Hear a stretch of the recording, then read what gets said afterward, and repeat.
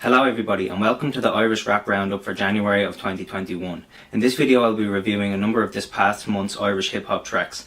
This episode will be looking at artists such as Ten Cents, KC and Paro Pablo. There will be links in the description to every song we talk about if you want to check them out. So in no particular order, let's start the roundup with Things Have Changed, a new song by Zoe Santana and Tish on New Era TV. So this shit crazy. Things have changed. Ever since I dropped 2-star, everybody saying I'ma change the game. Now they all know my name. Used to wear the same Nike trackie every day until they fade. Now just hit BT with them racks so they know that I'm always paid. The beat for this song is produced by Zell, a YouTube beat maker. Some people in the community kind of look down on YouTube beats. I personally don't really mind them if they sound nice. At first the instrumental melody sounds like it's kind of from like a free sample pack, I'd say, but when the drum and the bass kicks in, it all kind of ties together and becomes a little bit more transformative. The music video is also quite well shot and edited. From personal experience in these pirate studios, they're like really small, so I'm surprised they pulled off like a nice video in such a small space. The first rapper, Tish, mostly performs in this kind of singing auto-tune style. I'm not a fan of that, but I think he kind of pulls it off and makes it quite rhythmic and catchy, so I enjoyed it. When he raps like out straight without actually singing, I enjoyed that much more. I think he's much better at that than the singing stuff. He had some Harry Potter bars which are always funny. Throwing them right with a broom, no quidditch, just like golden snitches. Zoe Santana kind of steals the show on this. He's only on it kind of briefly, but he's more multis and he has a more developed kind of complex rhyming scheme. His flow is very chilled and deliberate, so he kind of makes the whole track for me. He's the best part of it. Things have changed ever since X just hopped in the rap shit. The news bringing that change in the game. He's man in the go, got the fakes of the frame. Gazing his eyes as he sees that pain. Not only that, mixed in with the rage. He's running them straight and there's not in the cage. Right out on the mains, right out on the page. They say teamwork, my stream work. When steps turn the night, my gets worse. Cause niggas turn back like a street saying, no, you don't do that. I don't recognize it's you. So I done it like teach my who's there. Yeah, I'm too sticky. We called it the clue. I clean the streets, had to sweep at the broom. That why you keep going, got something to prove, man. Enough times that I hopped that bus. Next up from New Era TV is Triller, Stick In First.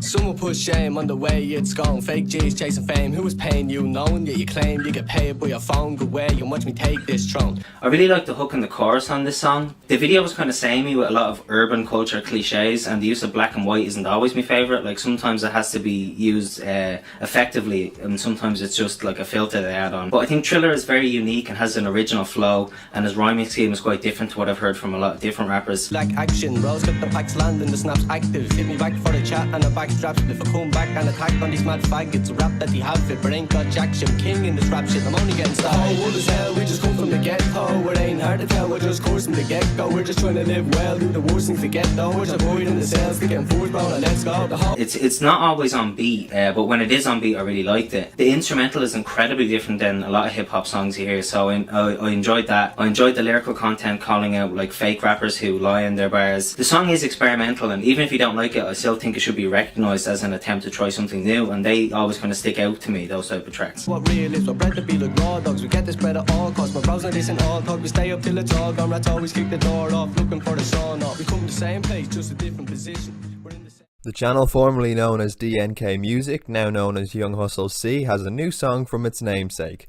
DWMT is a new song by Young Hustle C. If you ain't getting money, don't waste my time. Been on my grind, I've been on my grind. If you ain't getting money, don't waste my time. Been on my grind, I've been on my grind. This track kind of frustrated me as a fan of lyricists. There's so many instances where Young Hustle C will say something that sounded like a setup for a rhyme, but then the next bar wouldn't relate to it at all and there would be no rhyme at all. There's like 2 or 3 instances where he puts 2 setups back to back and no punchlines. It just doesn't sound right. Focus, yeah, I'm in the studio smoking. I do this, yeah, I don't need nobody's help, cause I learned it all, yeah, by myself. Writing, producing, mixing as well. The track lacks a lot of basic structures and what you might expect from like lyricism. Also the delivery of the bars sounds like there are like syllables missing, it's too slow. And typically my theories for this are: 1, the lyrics were written on a faster beat and then shoehorned onto a different beat, or 2, the lyrics weren't written on any beat, which explains the lack of like a discernible flow and why it doesn't land on beat at all. And speaking of the beat, this kind of sounds like what producers would make like 25 or 30 years ago. I enjoy old school styles of production, but you have to have some contemporary elements to make it relatable to anyone who listens to modern rap. The opening skit is kind of cringy and poorly acted. You know yourself. Nah, you ain't at none tonight. You know yourself, man. I ain't at none. You know yourself. If you ain't getting money, don't waste my time, man. The lyrical content is very like done before, and it's been done much better by other people before. The flexing jewellery and money and weed just kind of makes me laugh these days. If it was like satire and it was intentionally bad, I think this was like genius, but it isn't satire, so yeah, I didn't really enjoy this song, to be honest. Also, one thing I missed when we were making this video, you can see on his desktop that there's an ad for younghustlec.com, and sure enough, this is a real website. It's got his videos, some pictures,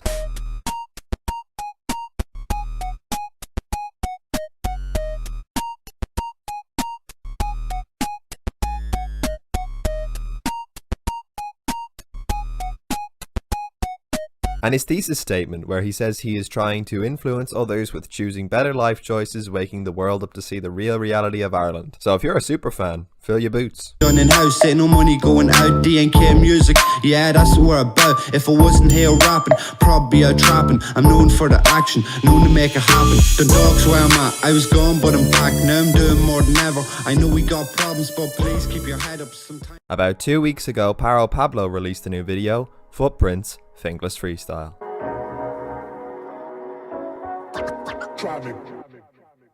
I fell in love with the art, but I hate the industry. All I've had was bars from the heart ever since me infancy. Flown through me arteries to harmonies to symphonies. I needed to express through these letters like deliveries. The beat of this song is kind of typical of new wave hip hop, but I enjoy it. It's quite somber and melancholy, which suits the lyrical content. I really like the minimalist editing in the video. The blue colour palette in the lighting and correction adds to like the sadness and depression in Pablo's bars. I also enjoyed their use of shadow and darkness. Pablo's delivery is on point as always. He sounds smooth and laid back, and he really sells his bars with confidence. Consistently, artillery is military. I'm a visionary that's been trapped inside a dictionary. All I wanted grown up was some changes like a Machiavelli. Socks rolled up, I used the ball like a Nordish Pele. The opening bars of the song are kind of heavily laced with multis and this like dense brick wall type of rhyming scheme. But as the track progresses, Pablo devolves into a less complex style of flow, and the schemes of multis kind of peter out a little bit. This can be forgiven though because his lyrics are very heartfelt and contain a quality that a lot of rappers lack, which is believability. There's a little bit of auto-tune singing at the end, which seemed a little bit out of place. I would have preferred it if it was like a reoccurring hook and chorus instead of like just for the last verse. But I think I enjoyed the track overall. It was really good. Like a dustpan, estate's getting hooked like a punch bag. Now he found another door stashed up in the school bag. They think listen the top drawer said nothing cause she knew I shot the moolah. Pen and bars in class like I could funny see the future. I hadn't got the balls like a dog that's just been neutered. First rap a spatty laughed, and to be honest it was brutal for me. It was more than music, yeah, these If you enjoyed this Fingless Freestyle, there's at least another 3 from Dub Zeno and Clayton Cooper. And now My Waddy in the Gaff by Scruffy Munnelly and Big Jambo. I woke up out of bed this morning, don't know what come over me. I checked my phone, get out of bed, and then I start rolling green. I told me brother, shoot your mouth, stop your fucking moaning, please from going on, and I'm making songs with Scruffy Munnelly. Woke up out of bed this morning, smell it was a shitty day. But 705th best rapper in the Milky Way. And the sound amount of followers without doing a giveaway. You hit me, then you're hitting yourself. Let it ricochet. This is one of my favourite tracks of the month. The beat on this track is quite minimal and bare bones, but it's reminiscent of old school purist hip hop in a good way, and they pulled it off. I found the instrumental enjoyable upon multiple listens, but at the first time I listened to it, didn't leave much of an impression. The video is light-hearted despite the contrasting black and white, which I've already mentioned is a bit of a cliche. Also, halfway through the video there's a random sketch that kind of breaks the stream of the track. Fuck on Kojak takes me back, man. Fucking right. Jambo, bro, with this same old nose, huh? Ate that back box out of that, bro. Look at that one, look at that one, nim. What are you doing, bro, for me? I think that would have been best served at the beginning or the end instead of stopping the flow of the song halfway through.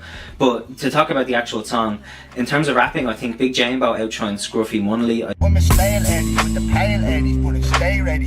Big Jambo cap now, I won't back down, catch you with. Their flows are similar and complement each other, but Scruffy attempts this double time type delivery a couple of times, and it just seems tacked on to me. I prefer if he was to commit to double or single time instead of dipping his toes in both. And the pronunciation on the double time, it wasn't entirely clear, so I found it difficult to understand. I think his slower, more like traditional delivery worked a lot better, and I really like when he rapped that way.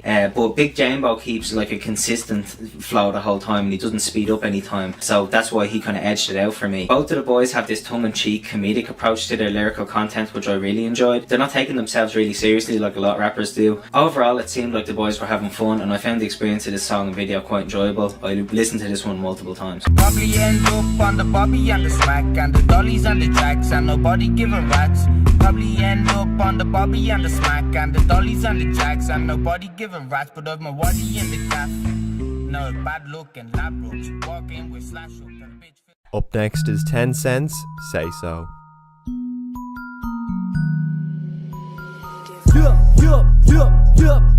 This a beat I get the fuck right out the way, flow, get the fuck right out the way, bro. We don't need that kind of energy is never getting played, no. We just shout 10 cents from a rooftop, you soft, you remind me of Play-Doh, ayy. Nowadays the power in the pocket, so they jump really high whenever we fucking say so, ayy. The beat in this song is very atmospheric and it suits the lyrical content. I enjoy the xylophone sounding kind of melody, and the way the heavy bass line bounces off of it sounds really nice. The track starts with both Subrime and Trine individually and separately performing the same hook. I like this a lot because their tone of voices and delivery are quite different, so you get to hear like contrasting approaches to the same chorus. Hey, I ain't seen the sun in about 2 years, wanna be CeeLo paid, wanna be looking inside me bank, I wanna be seeing those gains, cause all my life I've been about this. Fuck school, I learned from the street. The person mixing might have been inclined to overlay both of them saying it at the same time at once, but I think it sounds better the way it is now. It doesn't really clash the way it would have if they did do that. Subrime has more of a high-pitched, energetic approach to his delivery, while Trine is more monotone and methodical. In my mind, this is why they kind of complete each other and make like a really good duo. Also, speaking of hook, this song has an actual recognisable structure, which is lacking from a lot of independent rappers these days. These guys overall are in a league of professionalism that a lot aren't. Trine does a fast double time rhyming scheme in this, which he pulls off very well because his pronunciation is clear. It sounds like he practiced it until every word was completely audible. It comes across very smooth and effortless. Right, did that come across smooth and effortless? Probably not. Subrime's raps are concise and effective and bar heavy. He rhymes around here with itself multiple times, but he pulls it off because it serves the purpose of making the flow very rhythmic. I thought this was a fantastic song. I believe they released another song around the time of me recording this, but we might mention that in February's episode of the Roundup. My rooftop, you soft, you remind me of Play-Doh, ayy. Nowadays the power in the pocket, so they jump really high whenever we fucking say so. I'ma tell them all it's only just a matter of time. Beginners like I get you nowhere if you do not revise. And when I say that There's a new-ish Irish drill channel called Trahawk, and they have a new song out last month, Jukebox and Boogie K6 in the cut. Boogie K6, Smalley, let's go crazy with it. Yo, drift, swift, lean out of the ride and skip on some manly thing. Wants to split for the kid, big ass, big breast. Yeah, this girl too thick, one chain on my neck, I move too slick. Well done for the man that's up in the. I'm not usually a drill fan, but this song is actually quite good. Because my knowledge of drill is really limited, I'm probably not going to say much on this song. One thing I will say is that the beat is from a fairly popular YouTube beat maker, so the track may lose points in some people's eyes for that, but like I said, I don't have a problem with that. The video was great, I enjoyed the cinematography and editing. The two rappers have a complementary yet contrasting type of flow, kind of similar to 10 Cents, where there's a sense of variety because there's different types of rapping on the same track. It's one of those Morris tracks that you kind of wish were longer. I found myself playing this one multiple times. I would recommend listening to this even if you're not really a fan of drill. I really wanna act so back, watch him just get ching like that. If you wanna act pissed, you know we rap ain't gonna go distant ching. Mumsy, you know he's a bitch, go slap that prick, he ain't on piss. whip, clip. God knows I can't lose to a bitch. Mash rock on the full or a snitch, no Lilo, I leave with more. And then to close out the month, a new song from Daly and Casey, Weed Man, produced by Aaron Brooks. Recording with the boys, smoking joints. Who's your daddy? Flow on, take a breath and let the time pass. Yeah, cleanse yourself, move its sins with this peace plant. Letting go of the stress, we don't need that. All we need is street crime, someone from the weed man. The beat, produced by Aaron Brooks, is simplistic and repetitive yet effective and funky. I enjoy the building of different short loops on top of each other to create layers. The video had a grainy filter that suits the overall old school tone of the track. I also enjoy the editing and the multiplying of images in the video. Daly's delivery on this track is more sing-song in certain parts. His tone of voice sounds a little bit stilted and unnatural. He switches his flow regularly, which shows a lot of versatility too, though, which, you know, give him points for that. Casey, though, sounds more seasoned and comfortable in his skin. Instagram acting high, thinking they look good, bro. It's all gangs and clicks now, but I couldn't give a fuck though. All they talk about is pistols. You think that was spitting gunsmoke, wouldn't be talking. Both rappers say things that sound quite truthful, and both call out bullshit artist rappers that lie on their tracks. I really like this type of counterculture lyrical content. I find it really refreshing in modern times. These rhymes seem to reflect genuine lived experiences instead of fantasies. I'm looking forward to seeing more from these two. Thank you for watching the Irish Rap Roundup for January 2021. Links to all 8 tracks will be down in the description below. We'll see you next month for February's roundup. Also, Adam forgot to mention this, but he's got his own channel, and I'll have a link to that one in the description below. Thanks for watching. Music is a therapy in itself. It's an appeal to dance.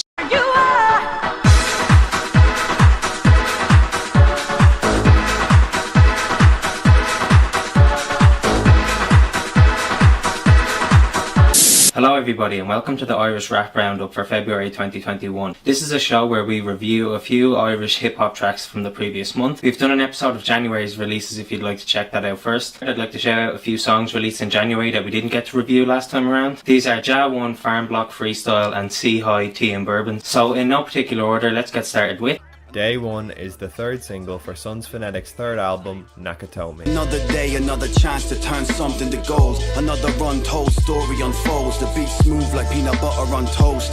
I pour a cup of Colombian roast and then I stumble out my humble abode. The beat on this song is really relaxing and gives the impression of being professionally produced. The video is bare bones but effective. I like the location and the shot on film style filter they used in the editing. This is a group of multiple rappers, which in my opinion can be very hard to execute because you might have like a vast array of different amounts of talent on one song. However, every individual on this track brings something to the table. And solace in the lines are right, not lines of white. I'm blinded by the lights that I walk towards. A smorgasbord of pure rawness when I talk the talk. The tongue paints what the eyes can't read, and every stroke of my brush can make a blind man see. Some may have more wordplay and punchlines, others might have a more consistent flow, others again might have more confident delivery. This song to me seems like a group of seasoned veterans of the rap game showing us that old schoolism never died. The track is leagues above a lot of other songs in the scene at the moment. These guys are Waterford's Wu-Tang Clan. Round us up for the pen, you push boundaries and test where look ends. We move forward, get nutmegged. The game up ends because I play like Ken against his best friends.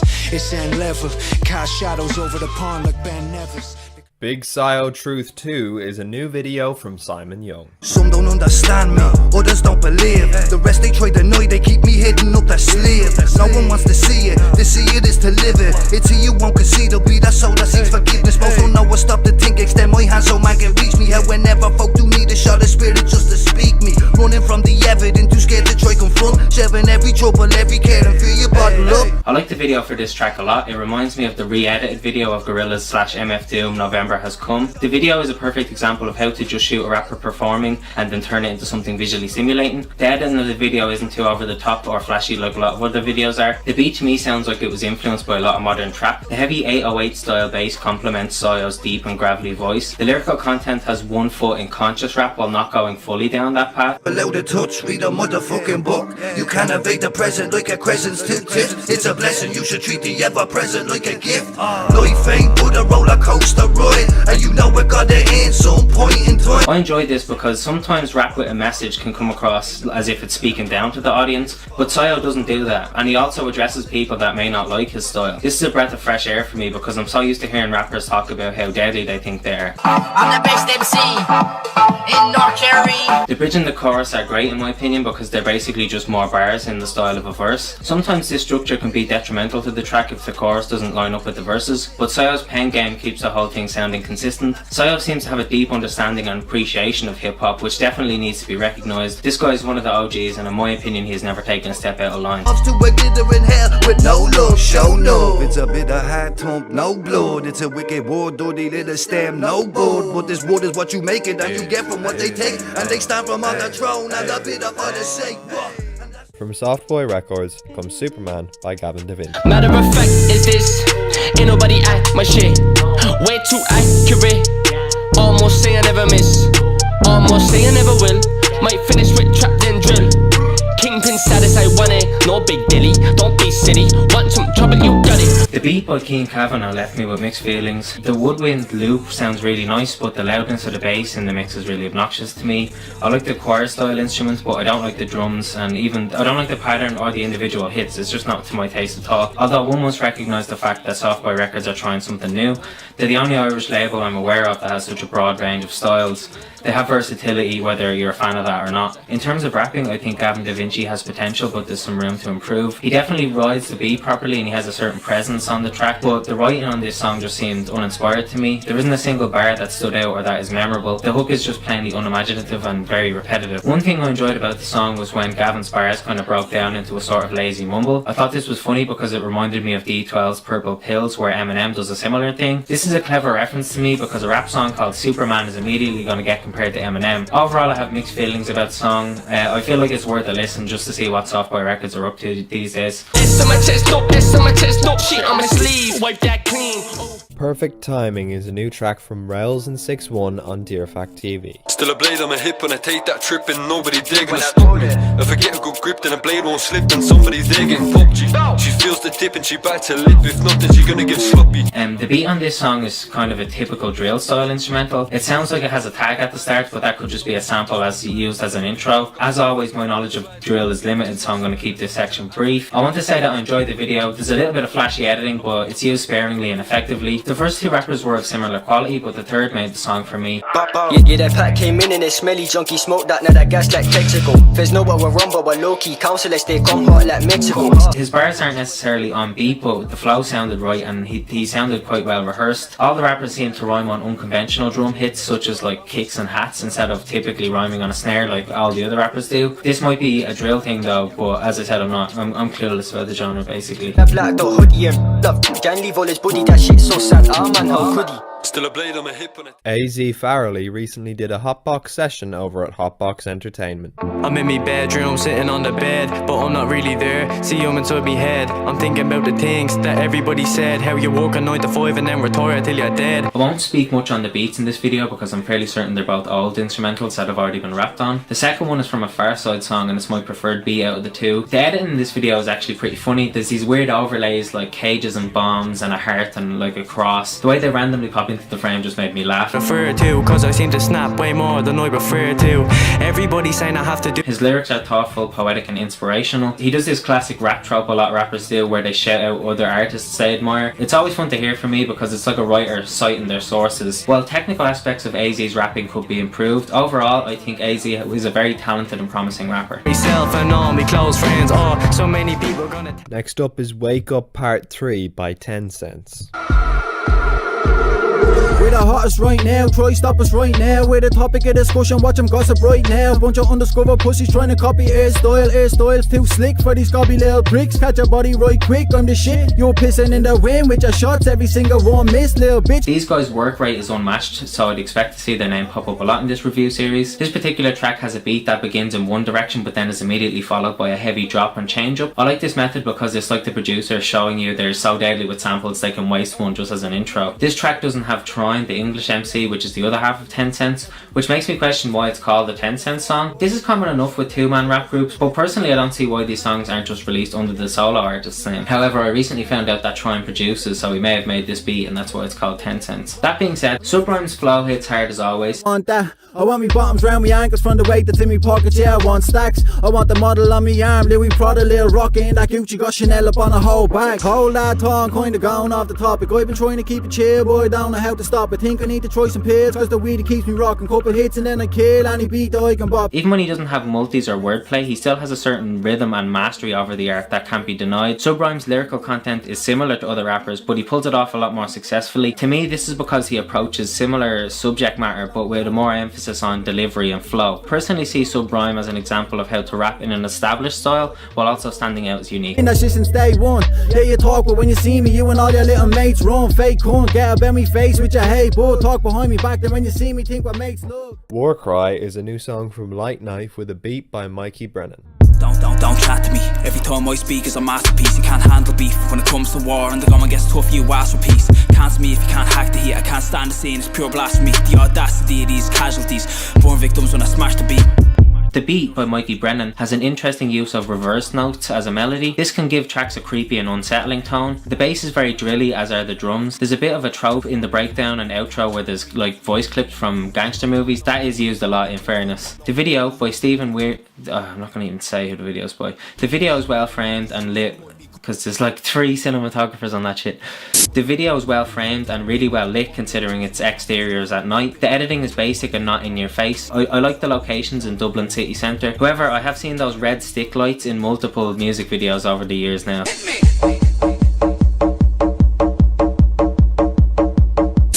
The first rapper has an intentional monotone drone quality to his raps. This to me always means the MC is putting heavy emphasis on rhymes and flows instead of delivery. Boys still speak like a demon doors, don't express what I feel and north. All them lies into being tough, got no reason to be so smug. Too much greed that they're dreaming of, bleak and rough, so we gonna judge. The technique is pulled off well here. Not many can do that flat tone of voice while also rapping fast and having schemes with multis. The second MC has more energy in his delivery but isn't as bar heavy as the other. I did enjoy his section so, and I felt like it was a nice counterbalance to the track. This is definitely worth a listen, one of my favourites of the month. You never shot guns, never got locked up from a normal state, so get off that stuff. Sick of the shit, so I'm done being modest. All you lads don't love, to be honest. I do it for the crack, I'm not looking for... Thank you for watching. Comment below what your favourite track of the month was. Check out my YouTube channel, Adam McLaughlin, where I do movie reviews, gaming videos, podcasts, documentaries, short films, all sorts of shit. I'm the best MC, up on that mic and I'm only 16. Hello everybody and welcome to the Irish Rap Roundup for March of 2021. This is a show where we review a select few Irish hip hop tracks from the previous month. We have episodes for January and February on this channel if you want to check those out too. But without any further ado, let's get into the roundup. First up is Dubzino and Danya back-to-back part 1 from Dear Fact TV. Look, gloved up lurking, fuck that warning. Don't try us when you see us pass. Belfort deep in a blacked out whip till my bro spin back, I forgot my mask. I really like the beat on this song despite it not being the type I usually go for. Although it does sound like it's tagged at the start, so this could very well be a YouTube beat. The editing and cinematography of the visuals are done very competently. One aspect I didn't like was, for example, when Dubs says Play-Doh, the Play-Doh logo will pop up. Let me give you this flavor. Got shampoo like a razor, and they're mad about bar shit. I'm mad about paper. This is kind of on the nose and obvious. It's like a no-brainer type of decision to make in the edit. The aspect ratio also changes multiple times, which I don't understand the creative decision. But onto the track itself. Danya, who I will now refer to as Dan because I'm unsure about the pronunciation, has a more esoteric and unconventional flow. He doesn't always rhyme in places that you expect him to, but he pulls off the style quite well. He has more emphasis on an energetic delivery when compared to Dubzino. Just dropped in the AO, punchline make a man just go KO. 2 coppers there and a Ford Mondeo. Although I have to say he does have some questionable COVID bars. Dubs has a more traditional old school approach to his writing. Oftentimes his bars will fall into the established setup punchline type of flow. I enjoyed this a lot because, as they say, if it ain't broke don't fix it. Usually I like to pick my favourite rapper on a track when there's more than one of them, but this is difficult to do with this song because both rappers have seemingly equal amount of competency. Although Dubs might have a style that is more rooted in the history of hip hop, Dan experiments with the formula a bit more. Overall this was a banging track and I cannot wait for part 2. I care if she's banging the broskies, pow, pow. One in the head or 2 in the leg. You get a loaf but we're taking your bread. Came with a pump like we're taking the steads. You know what's next, we ain't breaking a sweat. From the good people at Softboy Records comes No Hands by Kojak. Colder days, had me dreaming about the older days. Slouching in my lounger, but my mama had me sitting straight. Trying to beat my little brother in the Tekken stage. Try my best to be a father figure cause I'm 98. As always, Kojak's visuals are unmatched. This music video is almost more of a short film in the way it unfolds. It's nice to see Kojak himself pop up in the video performing because it's the best of both worlds in terms of rap visuals. You can have your artsy narrative driven style while also including the rapper performing the song. It's having your cake and eating it too, but it's in a really good way. The beat from this song reminds me of old school Kojak beats, which I'm happy with. Daddy wasn't present all because of his depression. Try my best to write alone, I guess I never got the lessons. Let me always second guessing. After his Green Diesel album with Luca Palm, I expected him to take a different approach going forward in terms of production style, but this track affirms to me that Kojak hasn't moved past wavy, lo-fi, atmospheric type beats. Kojak may not be the most impressive artist in terms of delivery, but his writing elevates him to a level that few other Irish hip-hop artists have achieved. The lyrical content is raw and emotional and seems incredibly heartfelt. There's a level of sincerity which is incredibly unique to me. Kojak isn't about sounding cool or following trends, instead he seems more focused on delivering poetic, thought-inspiring lyricism. I get embarrassed when they ask me where I got them on, man. Clothes, well off the own man. They don't need to know that though. Hey man, ask me how it happened. I start up that nervous laugh. I just tell them it's alright. I hope I hold that no. Play. Nobody matches up to Kojak because he's so unique and he just isn't comparable to other artists. I wish more writers would take Kevin's artistic, self-expressive approach to their lyrics. This track is a total This track is a total breath of fresh air. It elicited an emotional response in me, which is completely uncommon because I'm fucking dead on the inside. I don't know if I want to include this, but I gave Kevin's short film Love in Technicolor a scathingly bad review, and I'm seeing this as my opportunity to redeem myself in the eyes of Big Daddy Kojak. Let's say about you. Fuck religion and feeling, I need forgiveness. You got me burning with guilt over sins I haven't committed, cause crosses bear some scores left to settle.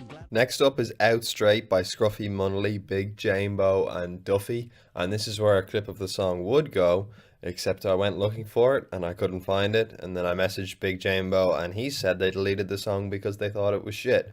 But Adam recorded his review already, so here you go. You can listen to a review for a song that doesn't exist anymore. The beat on this song is kind of samey to a lot of the other stuff I've heard. Quite dark and depressing with not much else going for it. Duffy, who I was until this track unfamiliar with, outshines Scruffy and Jambo on this track. This came as a shock to me because My Waddy and the Gaff is one of my favourite songs of the year so far. I came into this expecting Duffy to be eating the other two rappers' dusts on the whole song. However, Duffy came out with these catchy flows, dense schemes and an abundance of multis. He's just on a technical level the best rapper on this track. I was disappointed to hear Big Jambo and Scruffy Munnelly take a less comedic approach than the last track I heard from them. The reason their last chats were so great to me is because it was really light-hearted and playful. Now that their lyrical content is taking itself more seriously, it just removes some of the fun from the whole thing. Not that I don't enjoy these guys' verses, I just feel like they can do better, and they've proven that they're capable of setting themselves apart from the rest of the game. Instead, on this track they played it more safely instead of taking the risk of being satirical. Maybe the boys were just trying to match Duffy's style. It kind of reminds me of when Biggie did that really fast flow with Bone Thugs and Harmony. He's good at it, it was enjoyable, however it was just a far cry from his previous work and it seemed jarring. It worked, but it sounded strange coming from him because he was known for a completely different style. I did enjoy this track though, but just not as much as I could have. There you go. Adam wasn't too keen on it, and by the sounds of things, the artists weren't too keen on it either. Next up is Dublin by Cello. Aye. Yo, being from Dublin, but you don't know shit about me. I never been jail, never been OT. I'm on the seaside with my grafters beat. I got love for the boys on the seaside, cause seaside got love for me. Shots again, that's my clan, my family. This track was actually tops. I really didn't enjoy the beat at first, but as it went on it kind of won me over. I like the harp sounding strings that come in towards the end. The video is very much in line with what you might expect in other rap visuals, although that one shot of Cello rapping in the shop made me laugh. Cello's flow and writing style can be hard to define because I haven't heard much similar stuff that I can compare it to. Chose to be singing like Marley Malone, just to get better on the Nango road. That's not my bike, said doorstep if you act tough on my area code. I did enjoy his references to Irish culture and name dropping of various famous Irish people. As I've said in previous episodes, I always enjoy when a rapper calls out the bullshit they hear in the scene. Cello does exactly that and questions the validity of what he hears other MCs prattle on about. In other rappers this can come across as a sense of superiority, but Cello more approaches it in a way that says these boys are liars. This is a decent track, well worth a listen. The scramblers, you might have found from gangsters. Went from postmen are part-time trappers. Postmen are part-time trapping. Process. HLTC is a new song by Sons Phonetic produced by Nylon Primate. We lost boys, love Roofy, yo, cruising slow down this route we chose. Our wrong path in this Truman show. They digging up the past like human bones. You either do or you don't. I've spoken about this rap group in a previous month's roundup, but this track hits a bit differently. But I have to say it does maintain a similar tone and keeps with the same level of quality as the previous track I've heard from them. The instrumental by Mook aka Nylon Primate is a classic boom bap style beat, and that spoke to me a lot. I really love when producers harken back to the golden age of hip hop, when beats had a presence that could only be achieved by mastery of the craft. It sounds like a dusty sample has been chopped and flipped around into something more original, which is an art in and of itself. The drumlines land very heavily in the mix, and the pattern is simplistic, but it fits the track quite well. Broke, they bruise your bones like the Super Bowl. Sex bounce like music notes. Off of walls of acoustic foam. Move alone when I'm zoning. The rulers roam like the homeless and show no emotion like a Ronin. The hook on this song is what people might refer to as an earworm. I found myself singing it in my head after listening to it. This track has two rappers on it, Mouse Hughes and Cav. I find it difficult to nail down which one of them is my favourite. The first MC has a more developed and complex writing style, however the second rapper has a much more confident and natural sounding delivery. Both have a certain swagger that is easy to appreciate and makes you feel as though they know exactly what they're doing. I'd highly recommend checking this group out if you like old school hip hop. They serve as a perfect reminder that old schoolism never died. Did I say that last one? Yes, he did. This song to me seems like a group of seasoned veterans of the rap game showing us that old schoolism never died. The artist formerly known as Brick, now known as Brick Era, has a new track called Real Ones. Boy, I came up on my own, don't give a fuck what they think. I'm connecting with them spirits, kill my liver with the drink. Graveyard trips contradicting how I think. Know this life can flip as fast as those I can blink. The beat on this song, like a previous song mentioned, is Tag, which is a bit of a personal pet peeve of mine. Apart from that, I enjoyed the...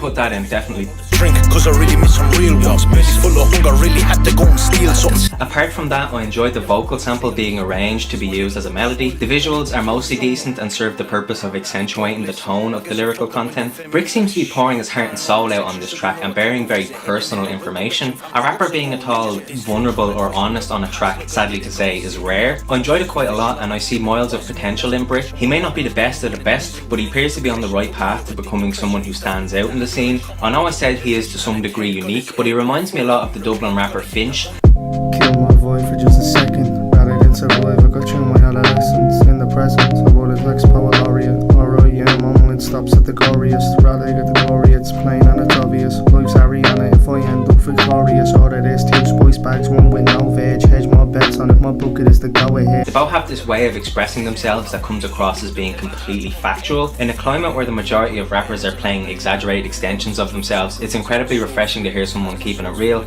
This track is criminally underviewed. Go check it out. Boy, I came up on my own, don't give a fuck what they think. I'm connecting with them spirits, kill my liver with the drink. From the newish channel Extract comes extracted bars from Jordan. People hear my music like you hot boy. I am not Dave, but I'm a fucking top boy. I'ma grab the bass, make it drop like a top boy. Always looking live like I'm block boy. You can grab my chains, but they're really not a toy. Kick you out after, so really what's the point? I am not a kid, but I'm told to do annoy. Always taking shots, getting birdies, Roy McIlroy. Okay, I'm gonna be out straight and say I don't fuck with the beat on this song on any level. It reminds me of that beat that got made by a 5-year-old that went viral on TikTok. Regardless of that, Jordan killed this freestyle. He has a lot of haymaker bars, many of which are in quick succession, like the Panini bar, the 50-50 lug of flip the coin, the Venom Spider-Man bar. Well, I like this, but the bars hit you hard like a knife's kiss, so you better use a scope or you might miss. That's real shit. People roll around. And he also attempts a double time flow, which he pulls off because you can actually understand what's being said. If you're gonna do double time, make sure it's completely clear and audible. Current Rappers Full Battle League champion had a bar he used against Raptor, which goes like this. Because what's always in this guy's act is spitting quite fast, like every other underground rapper didn't try that. And he'll come out like, yeah man, I just did some fucking triple time raps. And I'm like, cool, I just can't recall a single line back. I think about that a lot whenever I hear someone do shit double time. But this isn't shit double time, this is good double time. Weekend or maybe Drake, what can I say? Don't be afraid to be inspired by the Gracies, I'm not impersonating. I'm my own vanquilitrist, but I got you sucked in like a hypnotist. So if you pack the next bong, I'ma take it in. Anyway, rant aside, Jordan's delivery and tone of voice are incredibly confident. He doesn't sound like he's doing an affected accent, which has somehow become a litmus test for rappers in Ireland. I don't know, there's this weird stigma around Irish hip hop, like, that people can't listen to it because of the accent, this, that and the other. And like, yeah, I may rap in an American accent. I live the road on the floor, but I never seem to know what I'm doing. But I'ma grow to be easy to go when I get through the confusion. And yes, I know I might include myself in everything I see, but one day I'll find myself right up inside that TV screen. I'm I'ma tell you now though. And the Irish hip hop fucking hate me for it. Don't get me wrong, boys. Yeah. I'll tell you out straight. They fucking hate me for it. He's also landing in an unusual pocket, but make no mistake, he is in a pocket of his own design. It's eccentric and untraditional, but there's a recognisable rhythm to it, and it is landing on beat, just in an unconventional manner. Overall, this rapper has a lot of positive qualities. There are technical elements to his style that could be ironed out a bit more, but to me, this raw, unapologetic, original sounding flow should be appraised and appreciated. Kill a weapon just to make an Armageddon. But your boys need a motherfucking lesson. This is not up for discussion. Got the game in my possession, and I'm going back to back, and I'll do it in succession. Sweep the game up, and I'll say I'm just finessing. Losers lose, I'll stay finessing. Do not disturb when the game is in session. Step outside the box, come and give me a confession, cause I do this shit. Millionaire is a new single by Official Panch. And boys focus on girls while I focus on my grind, cause I'm trying to be a millionaire. And if there's only one king, then it's gonna be me, so you don't wanna sit on the chair. I was only 16 selling jacks to the fiends, now I'm trying to make the rap of the year. While you were posting on the gram, I was posted on the block every day, there was cats to be served. The beat on this song is really good. That sped up vocal sample is very Kanye-esque. The breakdowns complement and emphasise certain parts of the lyrics. The visuals are quite typical, although I like the disclaimer at the start about how the drugs and weapons are just props. Also, at one point in the video, the Santa Claus 2 can be seen on the TV in the background. This made me laugh a lot, and I can't quite explain why. Maybe it was just the last film I'd expect to see on the telly in a rap video, but at least it wasn't Scarface, like, do you know what I mean? I enjoyed the Santa Claus 2, no disrespect, I think that was a good choice, it's just funny. The mixing of the ad-libs on this track sounded a bit loud, and at points the backing vocals made it difficult to hear the main vocals. All that being said, Panch is an incredibly promising artist with a lot of talent in his writing abilities. He portrays the struggles of growing up in a working class area, which as we all know is not unheard of in hip hop, but he does it in a way that doesn't glorify or embolden criminal activity. Instead, he presents it as an inevitability for people in these affected areas. Oh, rich parents, but I still get rich. Don't try and compare me to all these ticks. Blowing bricks so it sticks, we were young getting nicked. I was posted on blocks where you were posting your pics. He also talks about his struggles with mental health. In the lyrics, these issues are directly linked to his upbringing and his past with crime. This is a great way to express your feelings and talk about your past while not trying to glamorise it. Now, I was only a teen first time in the trap, well known for the fiends, for the best of the jacks. Smoke too much green, heads always mash things I wish I unseen and my fucked up. If you enjoyed this Panch song and want to learn more about him, he recently made an appearance on Topcast, which I'd recommend. My life be better, would my life be as bad? But the stuff I never know, cause I ain't changing the plan. Thank you everybody for watching. Comment down below what your favourite track of the month was. If you have any suggestions for tracks to review, DM them to me on Instagram at adam.mclaughlin. Also, around this time last year, I made a documentary covering the hip hop scene in Dublin. It focuses on battle rappers / hip hop artists such as Wax White and Scabman and Scaldy. If you want to check that out, I'll leave a link to it down in the comments. Again, thank you for watching. I'll see you next month and peace out. I nearly said this crack is criminally underviewed. Okay, cut. Hello everybody and welcome to the Irish Rap Roundup for April of 2021. This is a show where we watch and review a select few Irish rap songs from the previous month. We have episodes for all the previous months of 2021 on this channel if you want to check them out. Also, some shout outs we'd like to do are 2E for his new track Jump over at the channel Lab Rat Records. Lots of shit up in the guy for make him jump. I don't care if you're sober or you're drunk. Why'd you turn it down, baby? Turn this shit back up. I came here to party, so I wanna see it jump. And we'd like to recommend the Vivid Beats episode of The Process over at Extract for his unique take on where he thinks the scene is headed. In my personal opinion, okay, I don't think the Irish scene is gonna blow as everybody says, okay, because it doesn't, and the reason why is simply down to the population in this country. You look at all the major hubs like for music, you have like the likes of, you know, America, like New York, California, UK, London, all these kind of places. Like, what's the one thing they all have in common? Huge populations, and they have big audiences, and with audiences comes money. And that's why, because labels have to invest in artists, yeah? So if there's no money, if the artist isn't going to generate money, then they're you know what I mean, they're not going to elevate. I think the only thing that is possible for Ireland is having artists blowing. It's not going to increase the overall, you know what I mean, like attention towards the scene, because, you know what I mean, like if you listen to the likes of like Officer or Mr. Affiliate, for example, it doesn't mean you like, you know, other people in the country, for example. It only means you like certain artists. So it's not gonna blow, yeah, but there definitely will be certain artists that will. Now on to the music. First up is Jay Sutton, Yodecahedron. I'll spit in your daughter's face like Jimmy Carragher. No, I won't. cause that's disgusting. What kind of a man is that? The fuck is he playing at? When rage and anger beat the core, what kind of a day is that? Call me old fashioned, but I'll have an old fashioned and some non-prescription drugs to wash it down with, in the company of a woman who doesn't draw her eyebrows on. Is that offensive? Too many dawns get on, it's hard to find a fence that I can see if they hang my hairy arse upon. The beat on this song is fantastic. It was produced by Danny Droppet and has a very old school boom bap type feel. The sample sounds familiar, but it still slaps. This is exactly the type of beat I'm normally into. Jay Sutton's rhymes land in an unusual way, but he has a very laid back and chilled delivery which suits the song a lot. The visuals shot by Don Chi are lighthearted and funny, which suit the rapper's bars. We'll have at it. First put your dick inside this noose up in your mass attic. I'll sit her back and have a chat, explain that you're a crack addict. Better than I know when you tried to rap and you crap at it. But back to Jay, he really follows his own path and is quite distinct in his style. He's got really good content, and on top of that he's got a left of centre type of delivery. This is a really great song, criminally underviewed, and I'd highly recommend checking it out.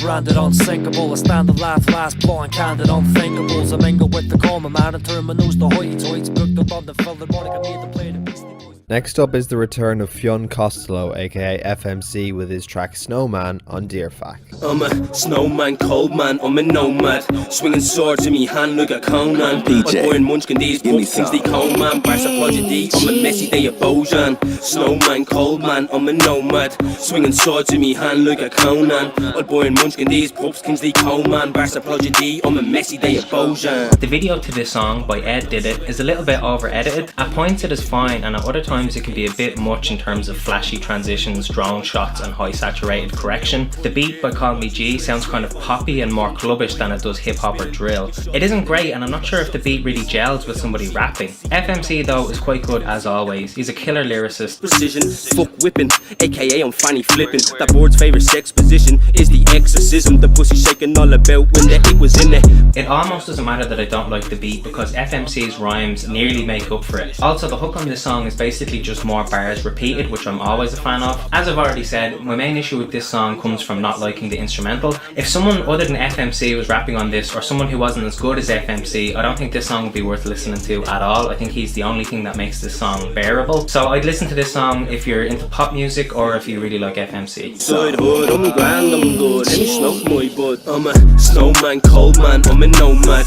Swinging swords in me hand like a Conan. I'm born munchkin, these pubs, Kingsley Coleman. Barca Prodigy, I'm a messy day of Bojan. Next up is Scruffy Munnelly, Big Jambo and Macca Rhymes. What the fuck you looking at? This trap band be looking at me. What the fuck you looking at? This field band be looking at me. What the fuck you looking at? This 90 boy be goggling at me, cause I'm the devil and Scruffy Munnelly. Got a cup of tea and me lunch free, not 40, I'm not ordinary. This trap band not turn off tune, let the song play. Take shit, always won't take all day. Have a cup of scald fag at 10 o'clock day. Some post label looked at me the wrong way. The beat on this song is kind of creepy and sinister. It has vaguely fairground sounding vibes to it, which I like a lot. In the past I've said Scruffy Munnelly can't do double time, but this track proved me wrong. This whole track is the exception to the general rule that fast rapping is bad. All three of the boys pull it off really well on this song. Big Jambo does it particularly smoothly, but I have to say Macca Rhymes steals the show for me. Macca, in my opinion, is the best part of this track. What you looking at me? What you looking at me? We're not ordinary. What you looking at me? Man's not back at you like Gexus. Play no games, play O's like Gexus. Even though all the boys are deadly in their own right, I just feel like he had the most steady pronunciation of the fast parts, and he had a lot more multis than the other guys. I do like the way they go back and forth with Scruffy on the whole song, and it all blended together quite seamlessly. The three MCs are incredibly competent, and this song is well worth a listen. Goose, get locked when I choke that goose. Get a limerick train running late, get a grey star stage and I raise that roof. All of violence, I unite you the troops. I'm a prophet and I'm reading the truth. You are wafflers and talking this boot. Damn out, it's a running the legs of the boot. AFN No Emotion is a new music video from New Era TV. Tell me, are you ready? We've been here for a while. Baby, give it to me. I've been belling on your lines. What you finna do when you on the other side? Niggas running high, they don't want knuckle life. The beat on this song is again kind of poppy, but it's more R&B-ish at times. It's suited the lyrical content and the delivery of the rhymes. I enjoyed it a little bit more than the FMC beat, if I'm honest. There isn't much flat out rapping on this song. It's a lot more done in this kind of sing-song auto-tune sort of way. Pocket stuffing till it's heavy every single day. I've been really doing me, fuck what they say. I found it catchy and enjoyable and really easy to listen to multiple times. And that's not normally my preference. When it comes to singing and auto-tune in rap, I'm normally completely against it, but if it's catchy and it sounds sounds good and they can sing well, then I think it's fine. The visuals seemed really high budget and well produced. The mixing and mastering sound really professional and well done as well. The delivery of the lyrics might not be to everyone's taste, but I just personally found the track really wavy and fun to listen to. This is something different when compared to the rest of the songs from the month, so it stands out to me and I enjoyed it. Straight up to the top. I'm never liking this, ain't gonna flop. And you can get up, this is your stop.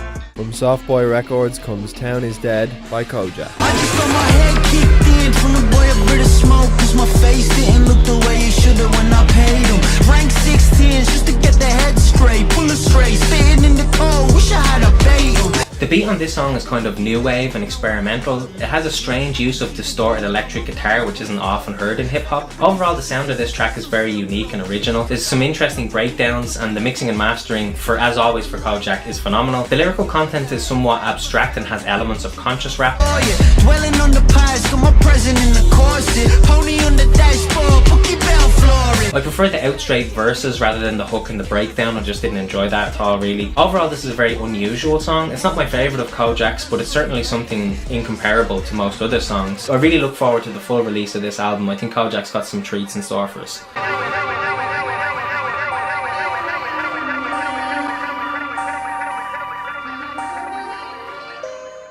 I Just Wanna Smoke My Weed is a new song from Carl French over on Dear Fact TV.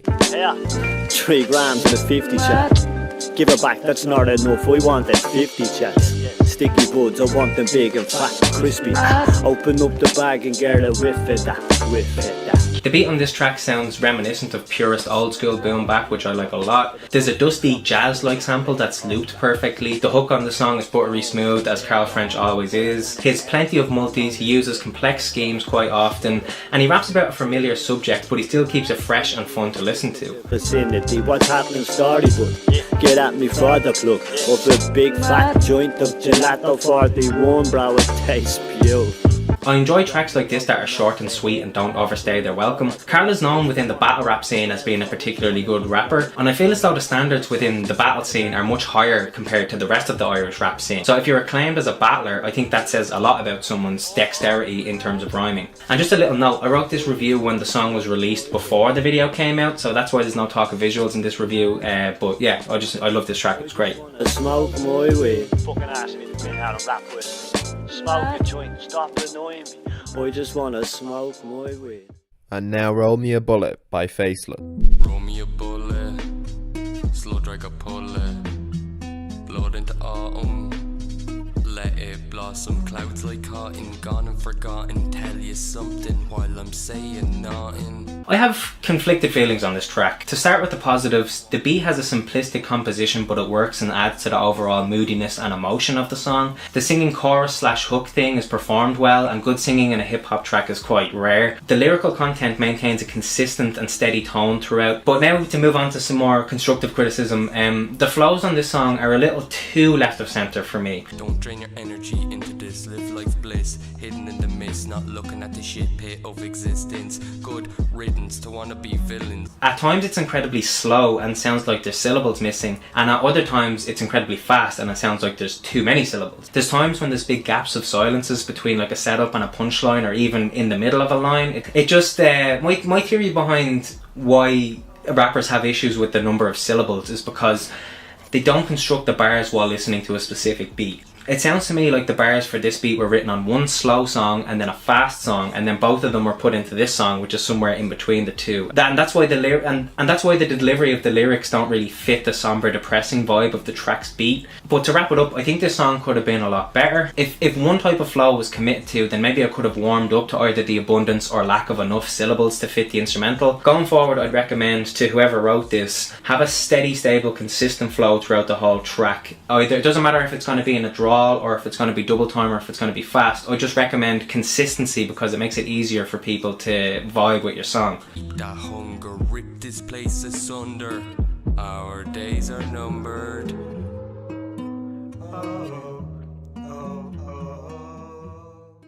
And lastly, the latest from The Elements with their song Vine.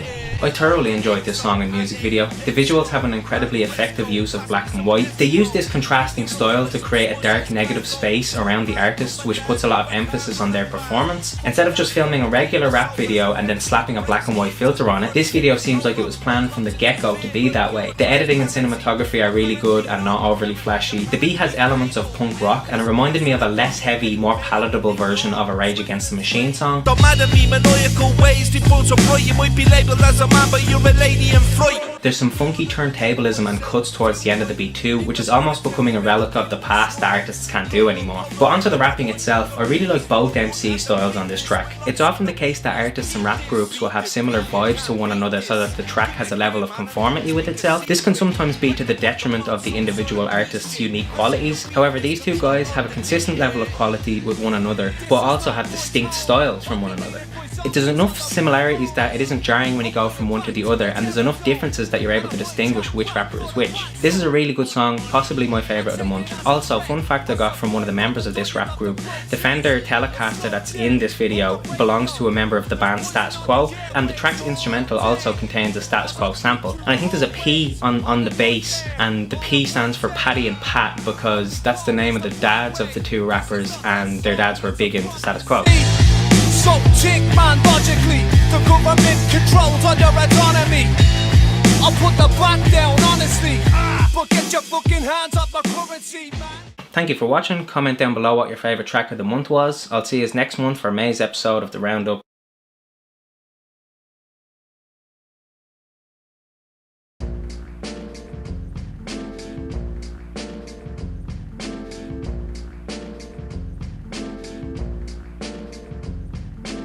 Hello everybody and welcome to the Irish Rap Roundup for May of 2021. This is a show where I review a select few Irish rap songs from the previous month. Episodes for January through April are available on the YouTube channel Hot Air Balloon. However, all future installments will be posted on this channel. But without any further ado, let's start the recap with 10 Cents feat. Roe B, It's Alright.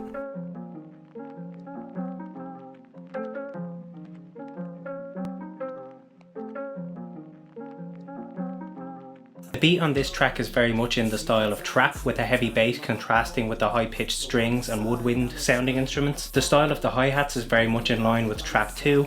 There's a great little breakdown towards the end of the beat where the drums become more pronounced, and I really love that part. Take a look, I'm twice as nice when the mic is on and the lights are up. No, not like you when you kick and scream at every little problem. I don't give a fuck, just had a little beef with a Cambridge boy. That beef got steamed then finally chopped. Some man just hate me, I better not name a couple. Some shit's going off. The visuals are mostly good, apart from literal flashy editing with black frames spliced in to create a strobe-like effect. If you have photosensitive epilepsy, I wouldn't recommend watching this video. I like some of the comedic visuals with Subrime in the boot of a car and Roe B splayed out on the roof of a car in a pose like an Instagram model. I also love the use of the Guy Fawkes mask as well. The lyrical content of this song is quite good too. Trying singing isn't great, to be honest. It's one of the few instances where I would have actually preferred a little bit of auto-tune. Oh, I know that she had time on her own. So on the side, I'ma chime on the phone. She wanna ride by my side like my bro. And that's alright, oh I know. When he flat out raps, it's a lot more enjoyable to listen to when compared to the singing chorus. Subrime's bars are fantastic. He has a way of having punchlines without making them overly comedic. It would have clashed with the somber instrumental if they were too funny. It also helps that the lyrics have a tonal consistency with Troynes and that they have references to each other's lyrics going back and forth.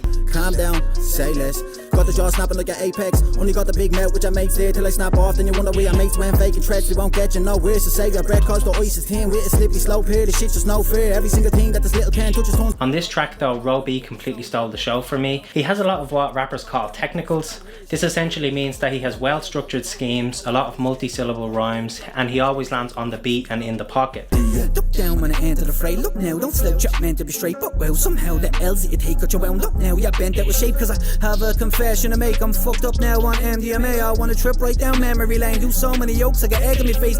All three rappers have this same level of competency, but Roe B just edged it out for me because he stood out on the track. He actually does a few humorous punchlines, but they're not in conflict with the tone of the beat.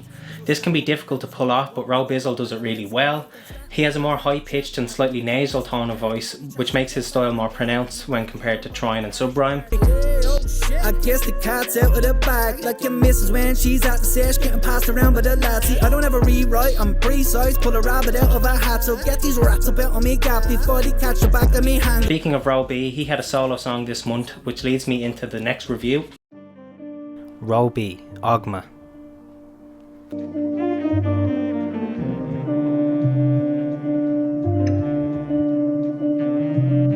The beat on this song is classic purist old school boom bap. The jazz sample is really smooth. It starts off with like a saxophone and a piano, and then when Ro B comes in, this simplistic bass line and drum break drops in, and it ties together really well. The whole song is completely buttery. I'll have you wish you were never born. All of these rappers, I'll let them fall. They're acting like He-Man, the Skeletor. Get lifted over with no trouble on Melly Hall. Get them all up for the rebirth, the renaissance. The visuals are bare bones, essentially just showing Ro B performing the song with minimal editorializing. I think it worked quite well because Ro B is a very energetic and expressive performer. A less animated rapper might not have been able to work well in this kind of video. Onto the lyrics, Ro B has killer technicals on this song. There's a lot of uses of metaphors and similes which made me want to re-listen to the song multiple times. It's definitely a track that benefits from a number of re-listens. Now get up, get down, get up barely can get involved. You say that you've got the recipe of the special sauce, but now the shoes on the other foot, you can't get it off. Woo-hoo, baby, then who's the clever clogs? Ro B has a very confident delivery, but it doesn't come across as overly cocky. His pen game gives him license to have a certain amount of self-assurance. Again, a rapper with a smaller pool of talent wouldn't have been able to pull off some of the things that Ro B is saying. The whole scheme about colours is just top notch. I heard it and immediately ran it back just to hear it again because I thought it was very creative. Maybe on second thoughts, throw up your devil horns. You're green with envy and yellow belly, forever flawed. You tick on me pink, be black and blue and then red of course. Fuck, it must be morphin' time cause that's a megazord. There's some very interesting mixing in parts of the song in which the backing vocals are pitch shifted to sound a lot deeper than they actually are. I think this is great, and when it reoccurs later in the track they use different bars. It would have been very easy to just copy and paste the earlier instance of this later in the song and call it a hook, but Ro B uses different lines the next time they use this approach. This shows a level of creativity that I really appreciate. Nah, fucking hell I needed this. Live and die and breathe for it. I have them at a fever pitch, it's looking like a landslide. Fuck it, call me Stevie Nicks. Jesus, I'm a new man. Must have had me wheat a bit. I would highly recommend this song. A lot of rappers could learn a thing or two just by listening to it. But you wanna know what my secret is? Eagerly see them leaning and pleading to hear me grievances. I never got a slice of luck, but none of you could teach me shit. I'll feed you all of urine, okay, cause this is a piece of PD, no hook. I see all you did a massive still, did a massive still, did a massive still. Swear down, more money produced. I like to include a drill song every now and again just to acknowledge the existence of that scene within Irish rap, but as always my knowledge of drill is quite limited, so I won't say much. The beat for this song has sinister overtones and is quite dark, which suits the high contrast and low-key lighting effects of the visuals. If you look in the description of this video, it says song armed and ready by artist Scatty or Savviest. So this is probably a beat from a different song. Smoking up pre-9, talking CeeLo, legend of feel like Louis Vigo, looking for them like finding Nemo. I've beaten a hustle like Nipsey, bad one cat and she wanna get frisky. In the band on way too giddy, being there from York to Philly. Now the cats want Bobby and Whip. The video is overall well edited with good use of effects to transition between different camera setups. The bars are delivered in kind of a flat monotone drawl. This is quite effective at certain times in the song. I always want more, can't settle for less. They do first, not put it trying to impress. Shoot off first like mice and men. The cats keep cons, got the food 10-10. The rhymes also sometimes land on unusual drum hits such as kicks as opposed to snares. Both of these delivery tactics were employed by the late great MF Doom. He would also land on unconventional drum hits and would also have very little energy behind his delivery. I enjoyed this song quite a bit, even though I'm not normally a fan of drill. I think it's worth a listen. But I don't trap for fun, I trap for fun. Chilling with them, I get you bun. Bang, bang, and I watch them run. Bang, bang, I watch them run. Leggy, leggy, leggy. Carl French, Black Wu-Tang Hoodie.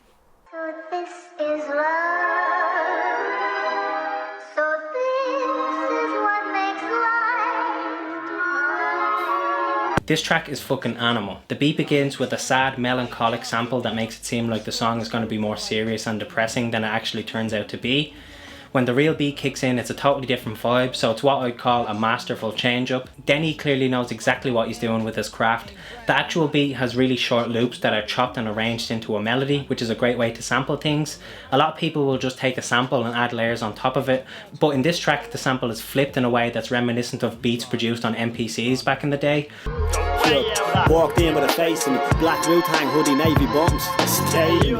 Big red eyes baked like a bakery. Fuck your shitty flow, bro, cause it's all about the taste for me. The video for this song is really good too. I like the slow down, speed up effect in the beginning. The colour correction is also really well done. Carl French is killer as always. He accomplishes a lot of intellectual lyrical feats in a relatively short amount of rapping. I love when a track is short and sweet and doesn't overstay its welcome.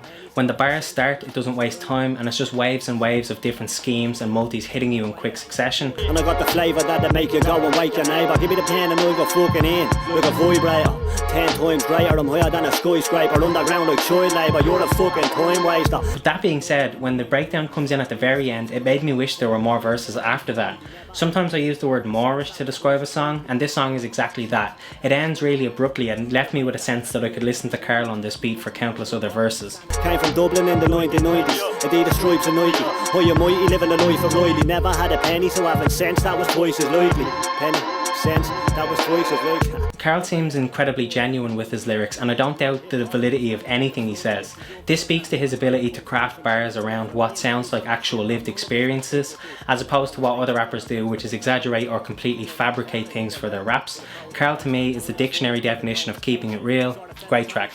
This is my house, bro, we're so apart. I'm restless doing 2 by 2 like Noah on the ark. You don't belong here. Either you're a soldier from the start or you're an actor with a record deal. Try to play the part, it's like that.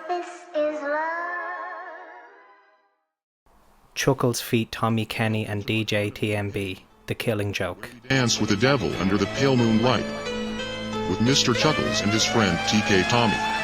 To be out straight, this isn't a song I totally enjoyed. The beat is well produced and reminds me of some of the more creepy sounding Czarface instrumentals. The chopped vocal samples sound really good and the cuts and turntablism is very old school, both of which I really enjoyed. Feel the unstoppable force. Ever dance with the devil? There's no rest in peace. But the main thing I don't like about this track is the tone of voice of both of the rappers. They both sound like they're putting on affected accents and not using their natural speaking voices. To me, this makes the bars kind of difficult to relate to or take seriously. Just to clarify, I don't have an issue with people exaggerating their existing accent for a song, and I don't have an issue with people changing their tone of voice to make it deeper or higher, but putting on a fake American accent just seems like something the majority of Irish rappers grow out of as they progress through their careers. Kicking weak MCs in the teeth to spit mumble crap. What I'm after is the killing laughter. Be a better rapper, Beretta clapper. You ain't a clever bastard. Bless the ape in his apex. It comes across as forced and unnatural and seems like it's appropriating culture from across the pond. Instead, I actually prefer when artists will build upon and contribute to Irish hip-hop culture as opposed to appropriating American hip-hop culture. The Chuckles is the Joker, I guess that makes me Harley. If the city is a jungle, I guess this is safari. Let me show you round from Dublin out to Gotham. Barricade the doors, aim up, yeah I got him. Imagine I started the video like this. Yo, what's happening? It's your boy Adam McLaughlin here for another episode of the Irish Rap Roundup. Right, 1, all the comments would be, what the fuck are you doing with that fake accent? And 2, nobody would take the fucking thing seriously. So I don't know why rappers think that they can do this. Now I'm fully prepared to be proven wrong on this. Perhaps both of these rappers have American roots and this is their natural speaking voices, but it was to my understanding that both of them are Irish, so I really question their reluctance to use Irish accents in the rap. But to end this compliment sandwich, both MCs have a clear and consistent tone across the track. There's a level of coordination that keeps all the bars in line with one another. It gels together really well and it's not dragged to go from one to the other. Listen to this song if you can get past the whole thing of using fake accents. Ever dance with the devil in the pale moonlight? I always ask that of all my prey.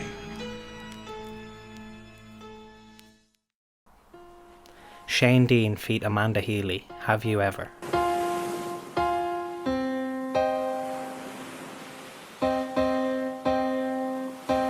I enjoyed this track. The beat is simplistic with just a bass line, drums and piano loop. I think this bare bones production style can often come across as quite repetitive, but in this song there's enough musical variations that it doesn't get annoying. I actually thought it worked really well and it was very much in line with purist boom bap, which as you all know is my favourite type of beat. Have you ever seen the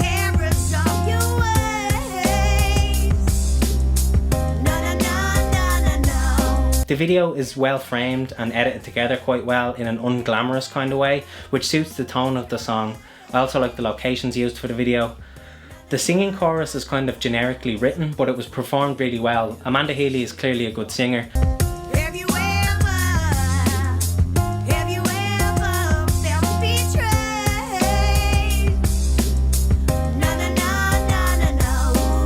To find decent singing in hip hop is like finding a diamond in the rough. The majority of it on other tracks is quite flat and monotone, but on this song they got someone that can actually hold a note, so I really appreciate her technical ability with the singing. The rhyming structures for the rapping are quite basic, but again effective. I think the track was more self-expressive in nature, so I can forgive the bars not being written with dense schemes and multis. The cutthroat game we're playing, and it's a shame. The prospect of fame can make your friends change. Never look at them the same. Love turns to hate, trust fades away, and it could have been great, but I thought the tone of the lyrical content was very interesting. It's almost like a diss track, but it's not calling anyone out in particular. It's more about the hurt feelings one has when falling out with a friend.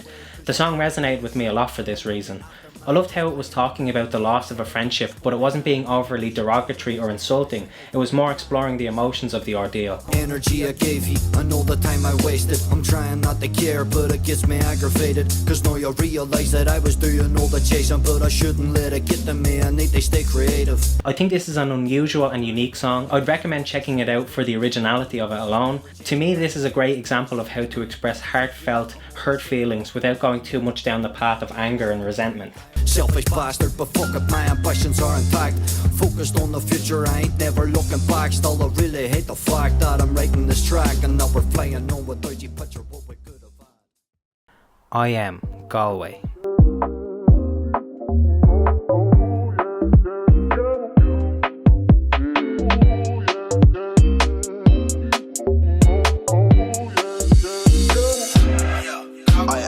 The beat on this song is really catchy and has dancey vibes to it. I like the sped up vocal sample in the instrumental. The video is very much in line with a lot of other rap videos. It has flashy, heavily edited transitions. It has shots of the rapper performing straight into the camera. And this new hilarious trope I'm seeing a lot, where the MC is performing while in a barbershop getting a haircut. What's good, it's I am.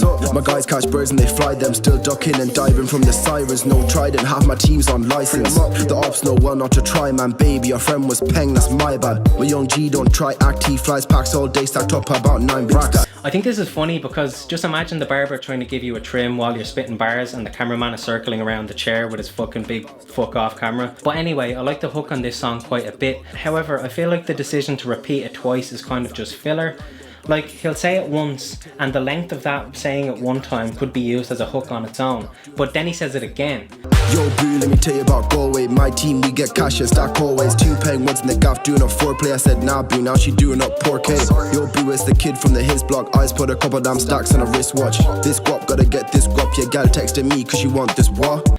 If it was just said once each time, you'd have more room for verses and more opportunity to show off your pen game. The bars on the song are very well written and have recognisable structure. The use of multis is consistent across entire verses, and they also flow in a way that makes it seem like the scheme was quite well thought out and planned. There's a technical level on this song that isn't always achieved. Bando, I ain't ever need a Rambo. I was out late night, I'm a Jack Jones peng one, and she's sweet like a mango. My young G's tap too aggro. My niggas in the trap getting packs old. They should be kicking ball in the Astro. The man love chat on their damn phone, and the white girls touching on my afro. One thing I didn't like is the use of British rap terms like peng and ops. That deducts a few points from me, especially since the song is titled Galway. I'm sure that there's some Galway slang that could have been pulled from as opposed to using English rap vocabulary. That's just a bit of a minor nitpicky criticism though. Overall I enjoyed the track and I think it was fun to listen to. Guap boy, I am. Niggas know. Let me tell you about Galway.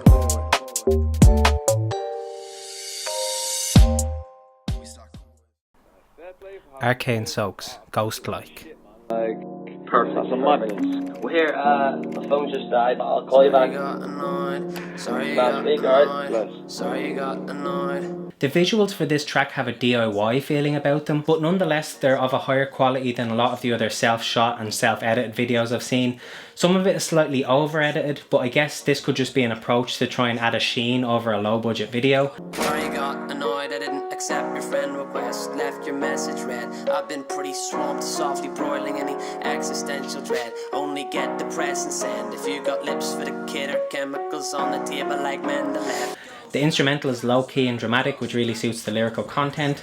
The bass is maybe a little bit too prominent in the mix, and at points it kind of drowns out the rest of the instrumental. The hook is earwormy and very well written. I enjoyed it. I found the subject matter of the lyrics to be very creative.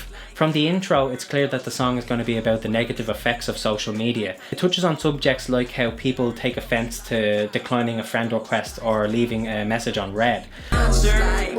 My blower's a Bosch and Boric acid. The door's bolted, explore your chances. You will catch season the torture rack from a canyon afar. Mummy will shout at me for my antics. Best not be running with them druggies out, man. Of course I have it. I'm stuck to the couch like the floor is lava. I thought this is a very important topic to broach, and it was handled very intelligently.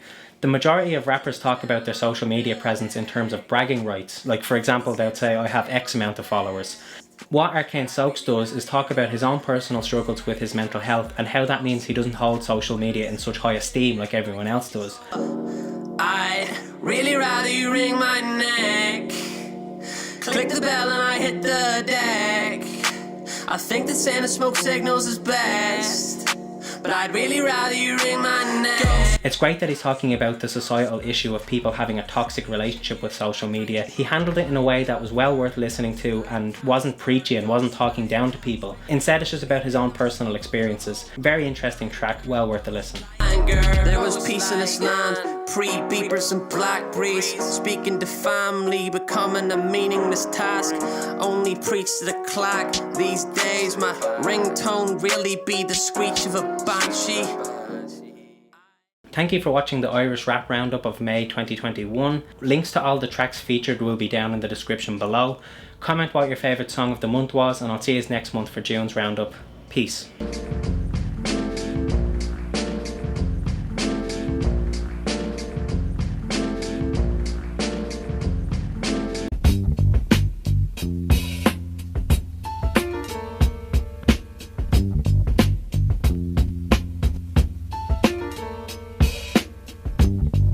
Hello everybody and welcome to the Irish Rap Roundup for June of 2021. This is a show where I review a select few Irish rap songs from the previous month. This episode I'll be looking at some June releases from RS, Ja1, C-High and other artists as well. But before I get into that, I'd like to shout out a couple of releases from May that I didn't get a chance to review last time. They are You Walk Alone by Dylan Jason.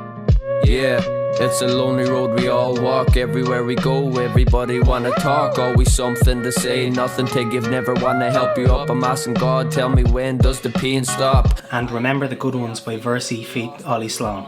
There's no mistaking the sound of the golden era. You know it's in as you hear it. The flow, the tune and the lyrics, it can't annoy the appearance like denim. The men rock all the fabrics near the jam so we can hear a fact of the matter is. But without any further ado, let's start the roundup with Jay Sutton feat Don Chi, Fiji.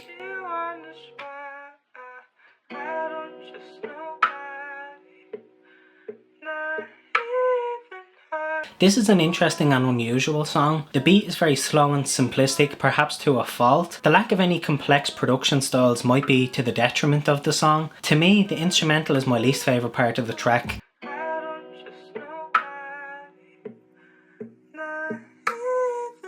It essentially only consists of a couple of very basic loops and instruments layered on top of one another. If you remove some of the reverb and delay from some of the instruments, there'd be massive silent patches in the song. I did like some of the layers, but I don't think they all mesh together very well in my opinion. They say that love's a drug, it's got me clucking hard. She sits between my legs and pulls my world apart. Tied in ties with logs, trampled by a bolted horse. Fell inside a cellar door with stinging depths of sweet remorse. The visuals are very artistic and well shot. The shots consist of what appear to be young lovers, and it really suits the lyrical content. The framing, lighting and editing are very visually stimulating and professional looking as well. The video added to the tone of the song quite well. I am spinning out and I can't find a plot, of course. Consult the moon and stars, but they just tell me you've been hurt before. The lyrics were unique to me. I thought it was quite original to have a love song that was approached from a slightly different angle. The lyrical content largely focuses on the feelings one has when they're in a relationship, both positive and negative. This holistic look at the highs and lows of being in love is not something I've seen in a lot of rap songs. Pump the brakes, but the distance makes me ick. Swallow hard when the sound brushes my leg. I'm lost in dusky pink cocoons inside inside a nook, but spoons and forks are friends with knives, and this cock got me shook. There's My interpretation of the track was that Jay Sutton and Don Chi are both playing the two sides of a relationship, which I found very inventive, and I haven't really heard that before. I think overall the lyrics were very poetic and well constructed, but I feel as though the delivery lacked emphasis, energy or emotion. It was all very flat and monotone across the board. This can be forgiven though, because the track is going for a more artistic and poetic approach rather than focusing on delivery. This is a very interesting song. I'd recommend checking it out. nowhere else I'd rather be than here and now with you and me. Nothing else I'd rather do than be right here with me and you. But I can't be an us right now, I just go back to being me. The reason why I wanna stay is how I know I need to leave. RS Cabra Freestyle.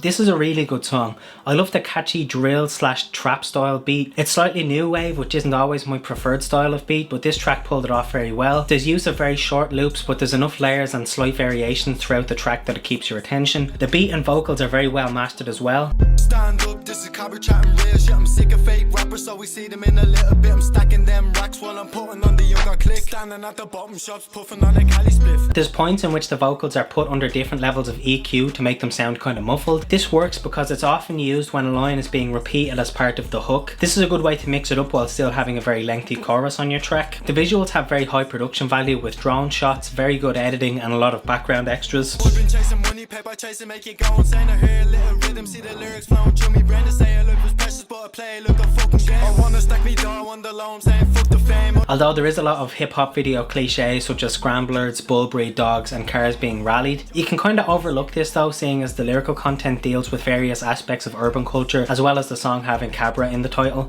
The technical level of competency of RS is fantastic. He has a lot of multiple syllable rhymes as well as good structured schemes. Not to mention that the song has a bridge and a hook and chorus, which is uncommon in rappers who are just beginning. Little packy kid on the block, call me what you like. I'm about to blow and look and put that on me fucking love. You seen it all, I've done it all, me brothers know I'm down the road. And when there's I-40s in the rear view, I watch it. His flow is very smooth and confident, and his delivery is consistently on beat and in the pocket. This is probably my favourite song of the month, to be honest. I'm open on the streets, on the billing, I'm not billing. I'm active in the night and still I'm active in the fucking day.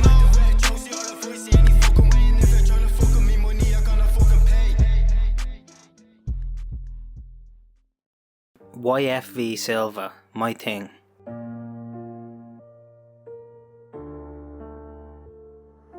JP Productions. So because this track is fairly short, I'm going to give it a fairly short review. It's a lyric video and not a music video, so there's not much to say in terms of visuals. The beat isn't bad at all, but it's from JP Beats, who is a free YouTube instrumental maker. Some people in the scene would frown upon using free YouTube beats. I personally don't mind, so long as 1, the beat sounds nice, and 2, something interesting is done with it. They're hitting on me now, just let me do my thing. Yeah, I don't give a fuck, I just let the phone ring. Yeah, I don't pick it up, cause girl, you're not my thing. Yeah, I might hear grinding music, you didn't know I could sing. The track follows a typical ABA structure consisting of a hook, 1 verse, and then back to the hook, and then it's over. I much preferred the verse to the hook, to be honest. You could fit a whole nother verse on this track if you put the hook in the middle and had a verse on either side of it, instead of having the hook at the beginning and end. This would have given more room to show off lyricism, and it probably would have made the song a little bit more enjoyable to listen to. Yeah, sorry bitch, but you're just not my everything. Yeah, I do this music shit more than fucking anything. Yeah, I feel like Hugh Holland, I'm a fucking soul king. Yeah, fuck all the hate, I'll just keep doing my thing. The use of pauses in the bars kind of makes the flow stop and start at points. This was probably a conscious creative decision, but I preferred the little brief pockets in which the verse would actually flow properly. Overall, I think there's some potential in this MC. If he had a more substantial amount of verses on his next song, I think it could be very good. My heart's feeling cold, yeah, I don't trust nobody. Keep my phone on D&D cause I can fuck with anybody. Everyone's switching up on me, I don't want you to come by me. Yeah, he's on the verge between taking himself seriously and not so much. I think if he committed to one or the other, it would be easier to distinguish what his intent was. I have mixed to positive feelings about this song overall. I don't give a fuck, I don't really care about the money. Yeah, that shit ain't really funny, R.I.P. the slutty sonny. Yeah, can't see me in you forever, go and spend someone else's money. Yeah. Alex Boyle feat Mike the Martian, All That. Hey, yash.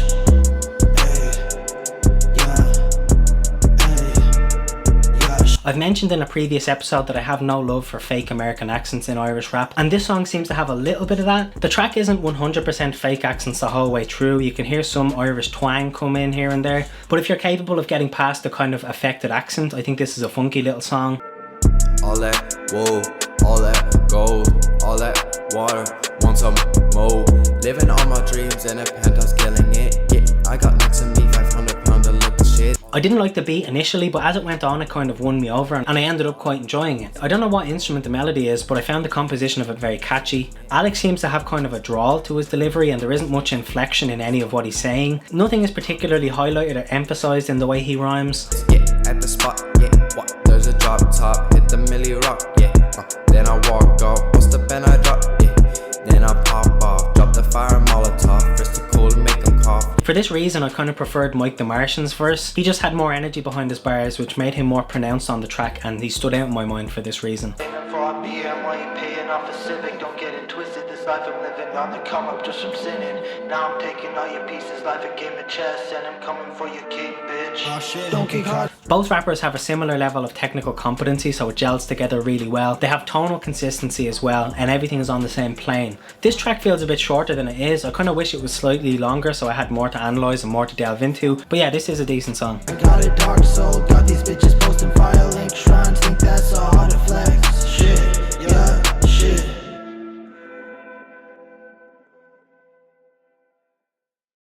Jam 1 feat Macro Rhymes, Bangers and Mash.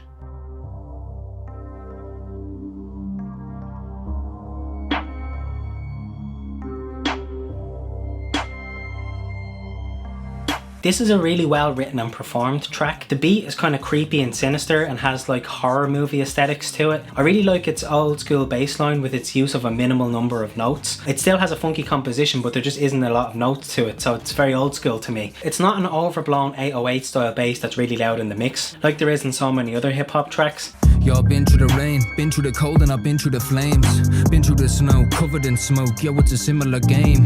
Feeling alone, thinking of rope. Now we all look back in shame. Other aspects of the beat, such as the drums, are kind of new wave and experimental. I like this contrast of the purist style bass line with the more contemporary elements. The two rappers are fantastic on this track. Ja has a low-key, monotone style of delivery which comes across really laid back and confident. Lord, I want grace. Drop the heat like I'm bombing the place. Take the lead with a cup in the race. When I hit that shit, now it chops and it breaks. He uses a lot of schemes and multis which suits his self-assurance in his own abilities. His style suited this instrumental a bit more than Macker's. Macker has a much more energetic flow and he puts more emphasis on his delivery. Nintendo but a downstream twitch and I'm on some witch like hocus pocus. See I bake for the sake of the icing, grace in a cake like a track when I coat this. He has a lot of punchlines and uses a heavy amount of wordplay. He is, on a technical level, the better MC on this track. But I gotta go jump sliding the ticks like Nike, sliding a boot with a mic and I might get wavy. Posting a pic with the wifey, shout at the lady insisting on holding me baby. However, I feel like Ja's flat tone of voice was more suitable to the instrumental. Overall, this is a very good track, well produced, well written and really well performed. And it's priceless, fam in the morning, bars for the night shift. And I make kids fly down, make them fly like Edison strung from a kite string seeking the lightning. Ha! Scruffy Munnelly, Tiger King. It's New Machine, papi.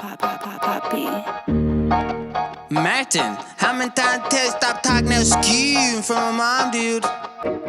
I really like the beat on this song. It's kind of stripped back and basic, but it works really well and it's catchy. It reminded me of some of the classic Jay-Z style instrumentals. The video is also quite simplistic and bare bones with a relatively small amount of filming locations and not much editorializing of the visuals. Don't have time to think. Take a Vicodin, bring a toilet drink, get some hoid again. Make it toasty, watch the toy king go cycling. The one shot of Scruffy on a scrambler in a kitchen I thought was quite funny. Scruffy has kind of a tongue-in-cheek, slightly comedic style to his writing, which I really enjoy. His rhymes don't always land on beat, but his bars still flow in the pocket. The structure of his lyrics has a bridge and a chorus used at different places. I enjoyed the placement of these because it added a good sense of pacing to the track, and it was a good way to break up the verses. A freestyle better than the written for rehearsing. Even catch spitting to the noise truck reversing. Pluck the corns and don't get bobbing. Spread the wind, don't change cause you look concerned, eh? The only bit of criticism I'd level to Scruffy would be that his pronunciation isn't always completely clear. Sometimes his raps come across in kind of a slurring fashion. For the most part you can understand what's being said, but upon first listen I wouldn't be surprised if some people can't understand what all of the lyrics are, which would be a shame because I really like Scruffy's pen game. No I'm smart, then kicked out on a mad one. That was a madness. Tablets to stop them. Television, talent, echo, or a bad one. Balls of a second to get, have my phone. Go down, road, search whoever the cap going. Crack bad out, no last till the gas comes. Got a little sicky, but I realized that I had no. Overall, this is a really good song. Well worth a listen. As I said, my only bit of criticism for Scruffy would be just work on pronunciation a little bit. And the best in the beeswax. And the rep in the streets chap. Stepping to the mono fella. You be resting in peace chap. Don't time think, bring him to the drink. Get some honey to get me. C High, Bad Habits.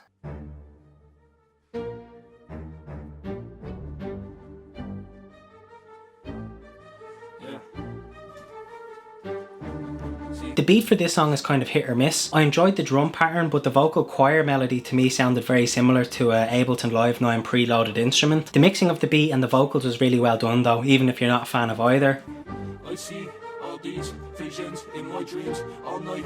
They scream, I try to sleep, I cry, I bleed, I might concede, give in, give leave, let them take. The video seems really well edited with good use of effects such as the mirror shots and the duplicating of the performer. I enjoyed the lyrical content quite a lot. It's an exploration of having poor mental health and delves into possible reasons someone might have that. It also looks into related topics such as alcohol abuse and the ways in which the school system fails people, both of which are huge societal issues in Ireland, so I like that he brought them up. Look in the mirror and hate my reflection.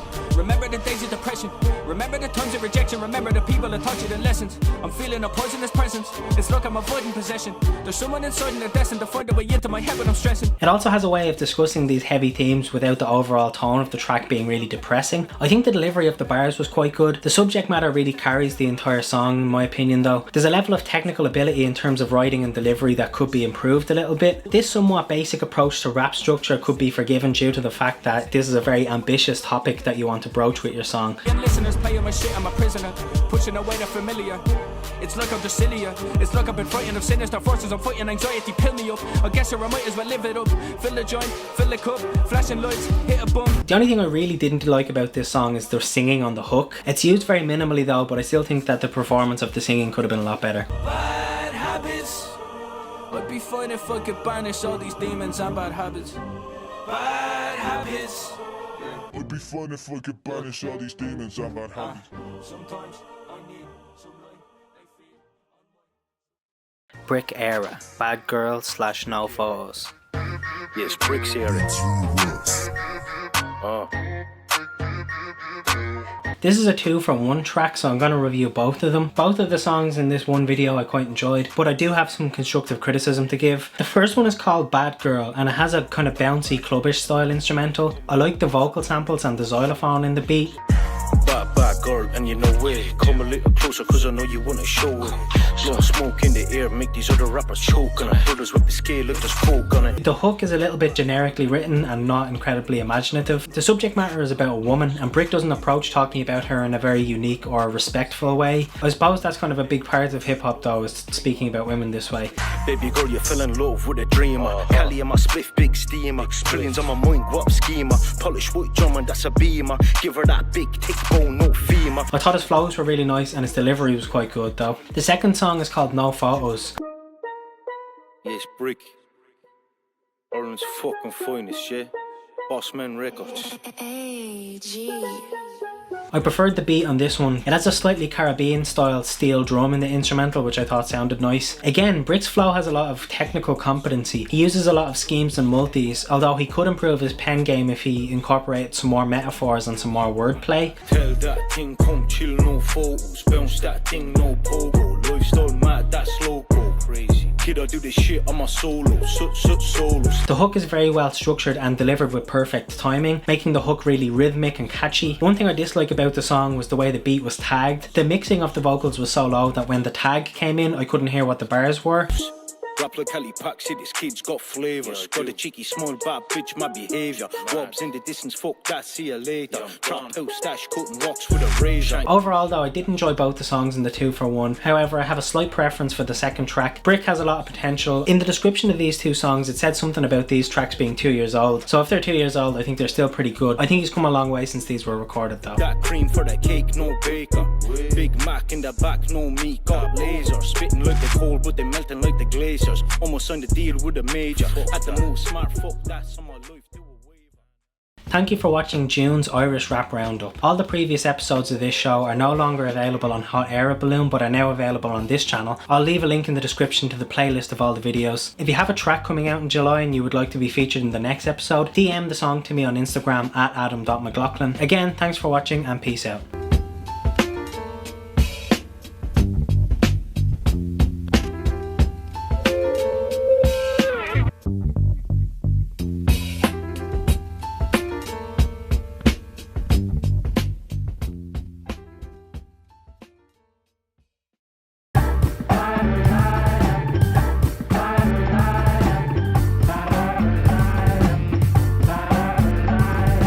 Hello everybody and welcome to the Irish Rap Roundup for July of 2021. This is a show where I review a select few Irish rap songs from the previous month. Apologies for the video coming out late, I was working on a couple of other projects which I'll talk about at the end of the video. But without any further ado, let's start the roundup with The Village Vandals, Alive.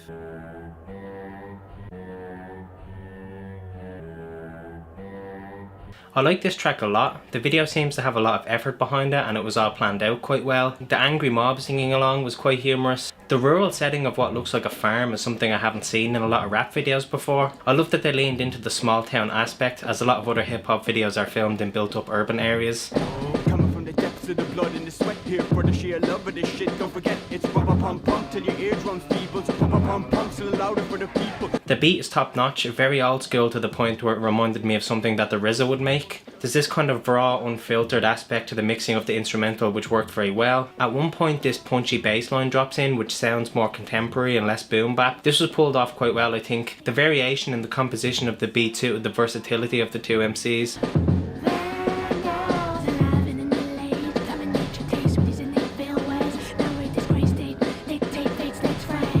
Both rappers on this track are really good. One of them kind of sings at points which sounded really good as well. The breathy delivery sold it for me. She sounded like she was in the right key, which isn't often the case in rap song singers. The other rapper was incredibly competent as well. His bars gelled a lot with hers even though they have very distinct and separate styles. Hit him with the everlasting burn like a taxidermy churn. Disaster was stirred when the masters emerged. The rumor has hit, not about to pass it. Passages graphic overhead like tracks. The next up to step up, haven't got the foggiest. Fat lady's the only thing that can follow this. By far my favourite part of the track was when the two MCs went back and forth on one verse. It reminded me of the chemistry between the late great Fife Dog and Q-Tip on some of the Tribe Called Quest songs. Overall this track is really good, well worth a listen. You're hearing this shit, this different shit. We're rhythm with the rhythm, it's better than slick flow. So you can go and get your best. Come test, contest, one breath and there was nowhere left. You're hearing this shit, this different shit.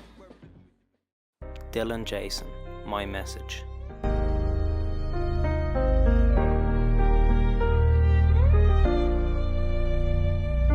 This is quite a serious and heartfelt track. You have to admire a rapper opening up about their own personal experiences in terms of mental health struggles. In a scene where the majority of artists want to look tough and hard, it stands out a lot when an MC is capable of making himself vulnerable through his lyrics. Got money in my pocket but I still feel broke. Got a smile on my face but I can't find hope. Got good friends around me but I still feel alone. Could do anything I wanted, I would still feel low. Now, mental health tracks are not few and far between, there's quite a lot of them, but what sets this one apart is that it seems like he's not trying to commodify his negative emotions. He's not doing it in a way where he's trying to come across smooth and cool. It's almost more of like a journal or a diary entry, so the lyrical content seems very personal and genuine. My wrist so I wish I was a kid and that I didn't grow old. No stress, stay young and bold. Feel blessed, no demons to hold. In my mind telling me to go, I tell them no. The beat is really good. The sad melancholic piano and violin loops suit the tone of the lyrics quite well. The visuals are all animated, which is interesting. The one thing I didn't like about the video is the imagery of the noose. It's kind of an obvious and on the nose choice, so there's no real subtlety to the use of that.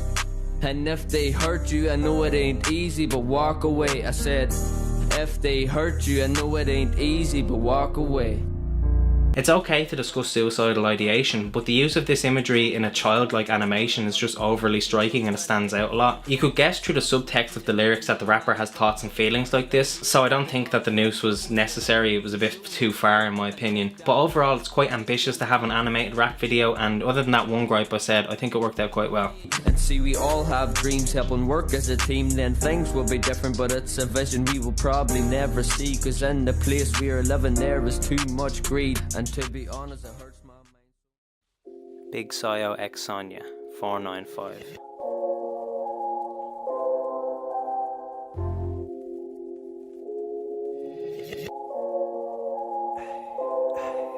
The beat on this track is somewhat drilly and trappish, but not so much that it's alienating to hip hop fans. Similar beats to this can go too far down the road of being trap and drill, so it can be hard to enjoy for people like me that enjoy old school purist boom bap. But this instrumental isn't too heavy down that path that it's not enjoyable to listen to. It actually complements Soyo's tone of voice and elevates his performance. It suited his gravelly delivery quite well. Don't be a fool, don't be a silly, get up on the horse, wanna act like Billy, each to their own, reach for the phone, speak to my till, preach to the clone.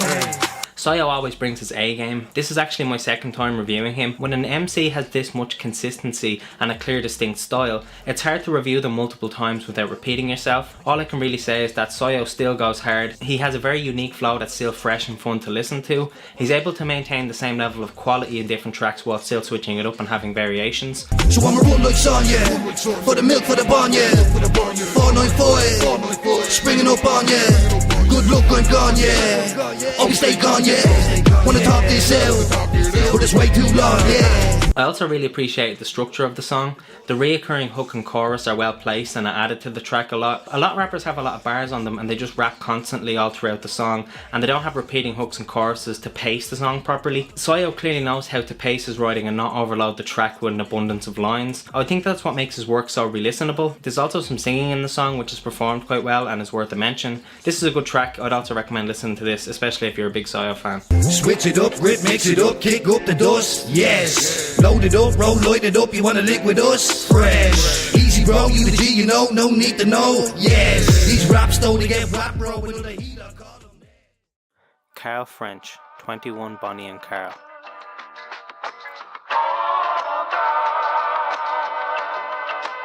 Starry, brother.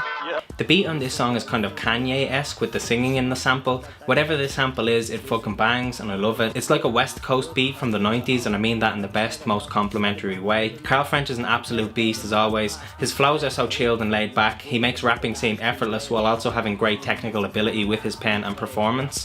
Listen bro, we're feeling a little low. Sit and smoke, that good shit. Here's the blow. How's the board? Are you good? How's things at home? We're not together, bro. Sorry, man, I didn't know. He has fantastic punchlines and one-liners in this track as well. The lyrical content is great. He talks about a relationship in a very realistic way, displaying both highs and lows. He delivers it in kind of a tongue-in-cheek style with lots of uses of humour and lightheartedness. A rap song about a relationship runs the risk of either being derogatory or slightly sappy, but Carl doesn't approach his track in either of these ways. It's a very unique song and has lots of quality to it. Yeah.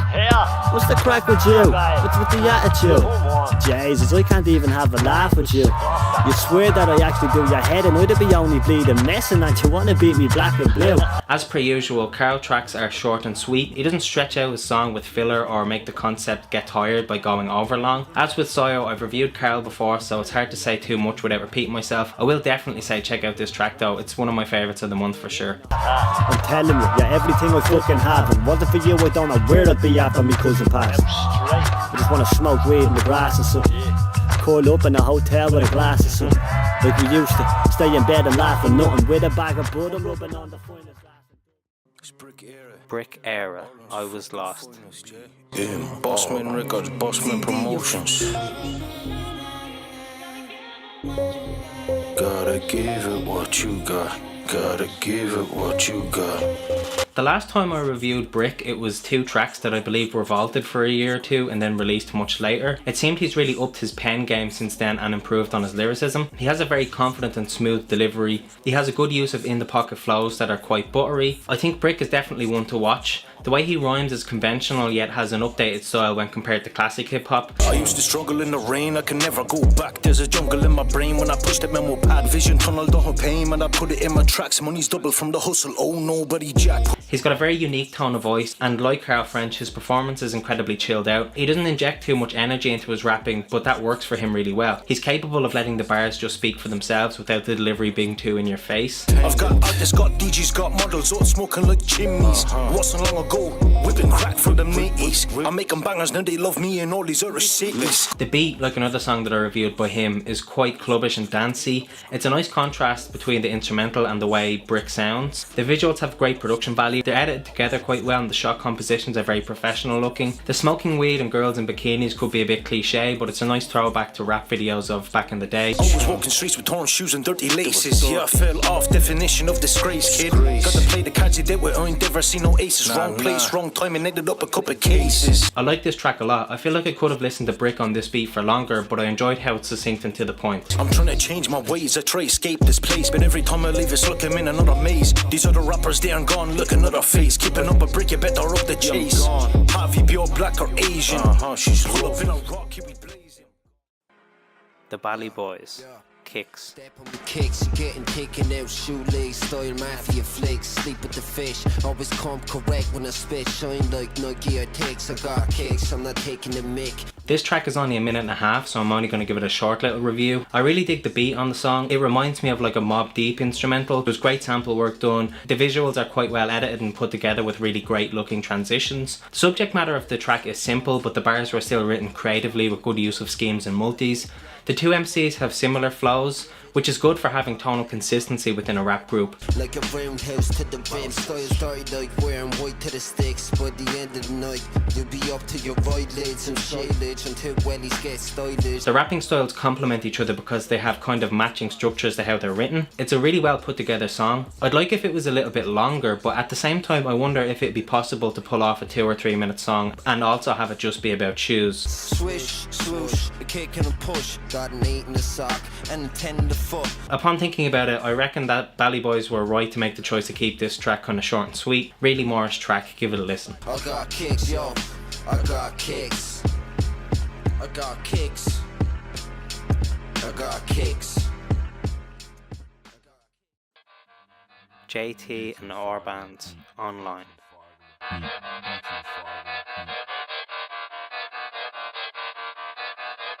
I'm about to get real disrespectful in this motherfucker. As I say every time I review drill tracks, my knowledge is limited, so I'll try and keep it short. The beat on this track is very dense with a number of loops on top of each other. It's kind of a brick wall of production. I like the more simplistic parts where there's kind of breakdowns and there's less loops on top of one another. There's like 2 or 3 tags in the start of the instrumental, but at least they aren't throughout the song. I don't do back and forth online. I'd rather pop us straight at the blue like peekaboo, yeah, zero alright. For the way we knew locations, they should have thought that we played I Spy. And this bitch wanna say that she mind, that's cap look brown, no stack too high, tryna source me a lick in the middle of the night. I didn't really enjoy the visuals. I feel like they were overly edited and extremely flashy. The cameraman also did this thing that you see in a lot of rap videos where they tilt and shake the camera constantly throughout the video. This can be effective in small chunks, but it feels like every single shot is that in this video. Word, them boy ain't uppers, them boy just fake. Calling them uppers, the uppers just gain. BVB put fate in me. It's the one that's creating me. And when broski be MIA, me I 10 cause I'm MIA. BVB she my bone vex pay. CDP cause we get that pay. Both MCs have a level of technical competency. Their styles are quite dissimilar, so there's nice variety on the song. They have some similar talking points and phrases, so the verses in a sense kind of gel together. I preferred the second rapper. I kind of wish he got more play on the song. His delivery was more confident and impactful. However, they both have a bit of merit if you're into drill. Said I got love for the cash, just love me back, and I know I don't teach so. Cause the stuff that I do for the cash gonna get me love for the price of a brick phone. And I still get lost, just flipping these packs and the fiends go mad for the green smoke. And the stuff that I did could I turn out bad, thank God it was fast. Wallfella, fresh as fuck.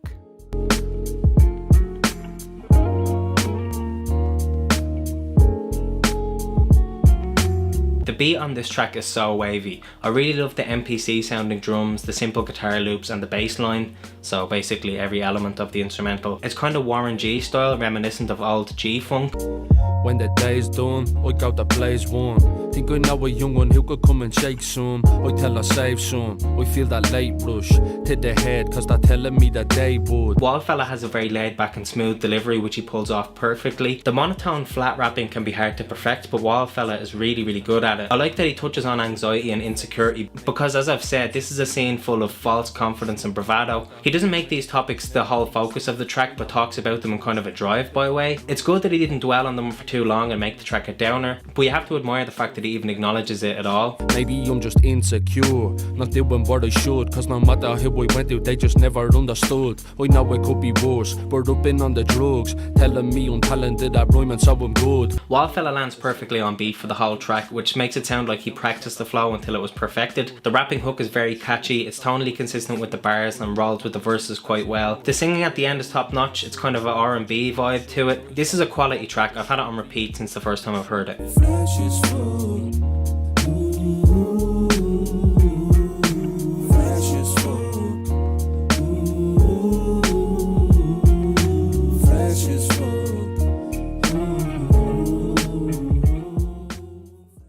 Thank you for watching this month's episode of the Irish Rap Roundup. Links to all tracks featured will be down in the description below. If you want to submit a track for me to review, send the link to me on Instagram at adam.mclaughlin. Sorry this video came out so late and I'm sorry that it's a little bit short. I was working on a director's commentary from my friend Greg Young's film 7 Days, which is up on his YouTube channel. I've also been working on some music myself. I have an 8-track mixtape coming out on Bandcamp on Friday the 13th of August. There's some great features on that, so check it out when it drops. Again, thank you for watching and peace out. See you next month.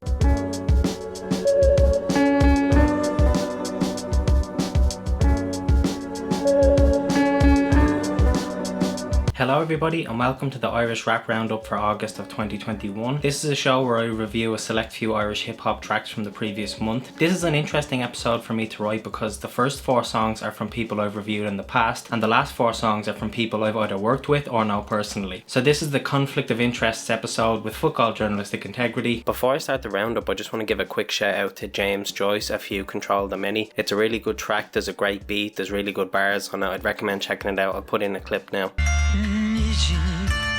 Catholic Church risen, yet our sins are unforgiven. The only way forward is in knowing what we're given. I get free internally as outside turns to prison. Karma for the miserable existence meant of living. But without further ado, let's start the roundup with Don Chi, Mango Juice.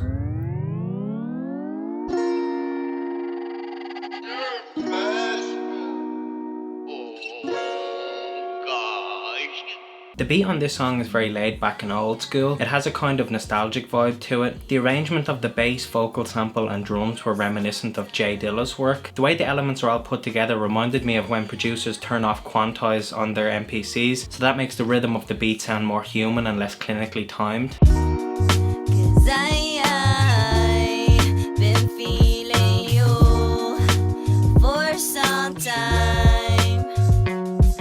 The mixing and mastering of the beat and vocals is top notch. I also really liked the locations for the video. The flower garden looking place was a very nice contrast when compared to other rap videos. A lot of them are shot in inner city urban areas and are edited together to look really dark and edgy, whereas the visuals in this song are really bright and vibrant. It's an interesting inversion of expectations and the look of the video is very upbeat and happy. Yeah, BMW, baby blue. Is it cool if I kick back and crip with you? I'm just about to rule like a mega too. Head out of this city, chase some ocean views.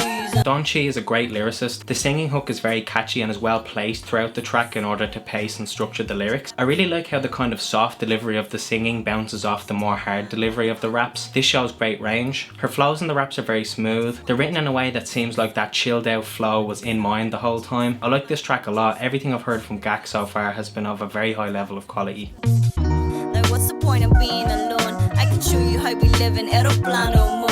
If you feel like disappearing, we can link the unknown. As long as you pull up and let me put that in cruise control. Let me sip one back for a second. Versi feats Slick Bulla and Vicious, Mad Gals. So Versi sent me a song before called Remember the Good Ones. That song was tops. I really enjoyed the throwback nature of the whole thing and the shout outs to Irish hip hop pioneers. Because I really enjoyed that last song he sent me, when I went into this new one I had a lot of high expectations and this track was a little bit of a letdown when compared to the other one. Before I give the criticisms, let's talk about some positives. I respect for the ladies who my ex tried to play me. So lately you'll be shot on making babies on the daily. Women crazy, you're the one to get involved with all the drama. One by that push with me, sport the bush, but she banana. panties. I like the Caribbean sounding sample in the beat. It's a sample I've heard before, but it's used well in this song. The bass is heavy in the mix, but not so much that it drowns out everything else. The visuals are interesting. Cartoon videos can be hard to pull off. This one is drawn like an episode of Archer, but it's animated with the minimalist movements of a South Park episode. First, he structures his rhymes well, and the placement of his punchlines are technically competent. The delivery and tone of voice used in the hook sound good too. I know this pretty thing called Lisa Sheridan. Yeah, she tried to suck me off back at the Radisson.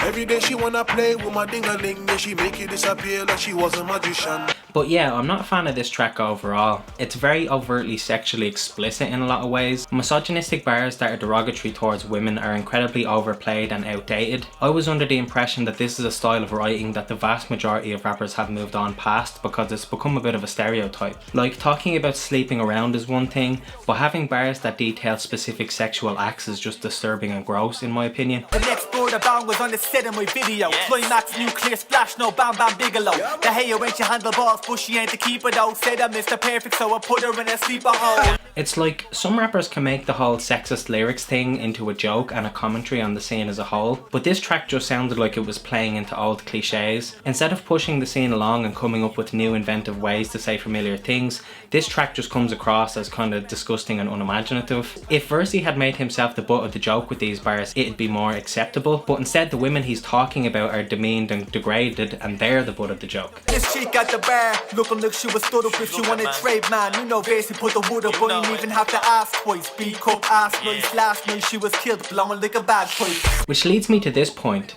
Is this satire? If it's supposed to be satirical or ironic, I don't think it was translated properly. Typically a satire has overtly comedic overtones or undertones, or else it has some semblance of self-awareness and or critique. Humour is subjective, but to me this track isn't funny. I found it kind of uncomfortable to listen to. The attempt to use shock value doesn't connect because we've heard other songs that take this identical approach.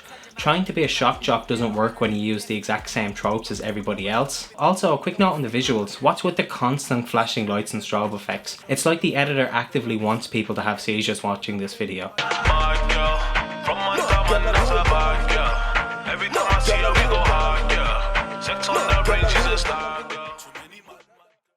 Carl French, quality over quantity. Now let's go to that film report. All law enforcement agencies and the military have been organized to search out and destroy. This track blew me away, to be honest. The beat reminded me of something DJ Premier or Madlib would put together. It's very pure and unfiltered in its production style. The visuals are minimal, but I don't think that matters because the song is more about the lyrical content and the message it's putting across. Now, because I've reviewed Carl so many times before, you long-time watchers know that he has schemes and multis, you know that he has an effortless delivery and that his writing style is advanced beyond a lot of the rest of the game. So I don't need to tell you that Carl is really great, but this track took serious shots at a lot of the Irish rap scene, so let's unpack some of that. Did you know nothing about timing?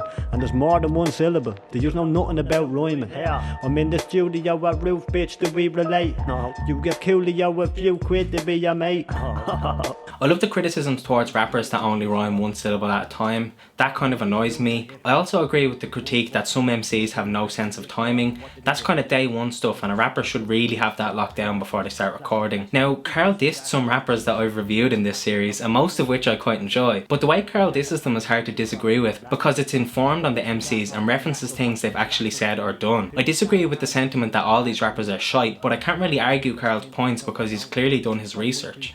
Dub Zeno? How many dubs Zeno? Chaps dirt, but you make him the face up the dub scene. Oh, we're fair enough. But when I heard them, bro, that whole sound was new to me.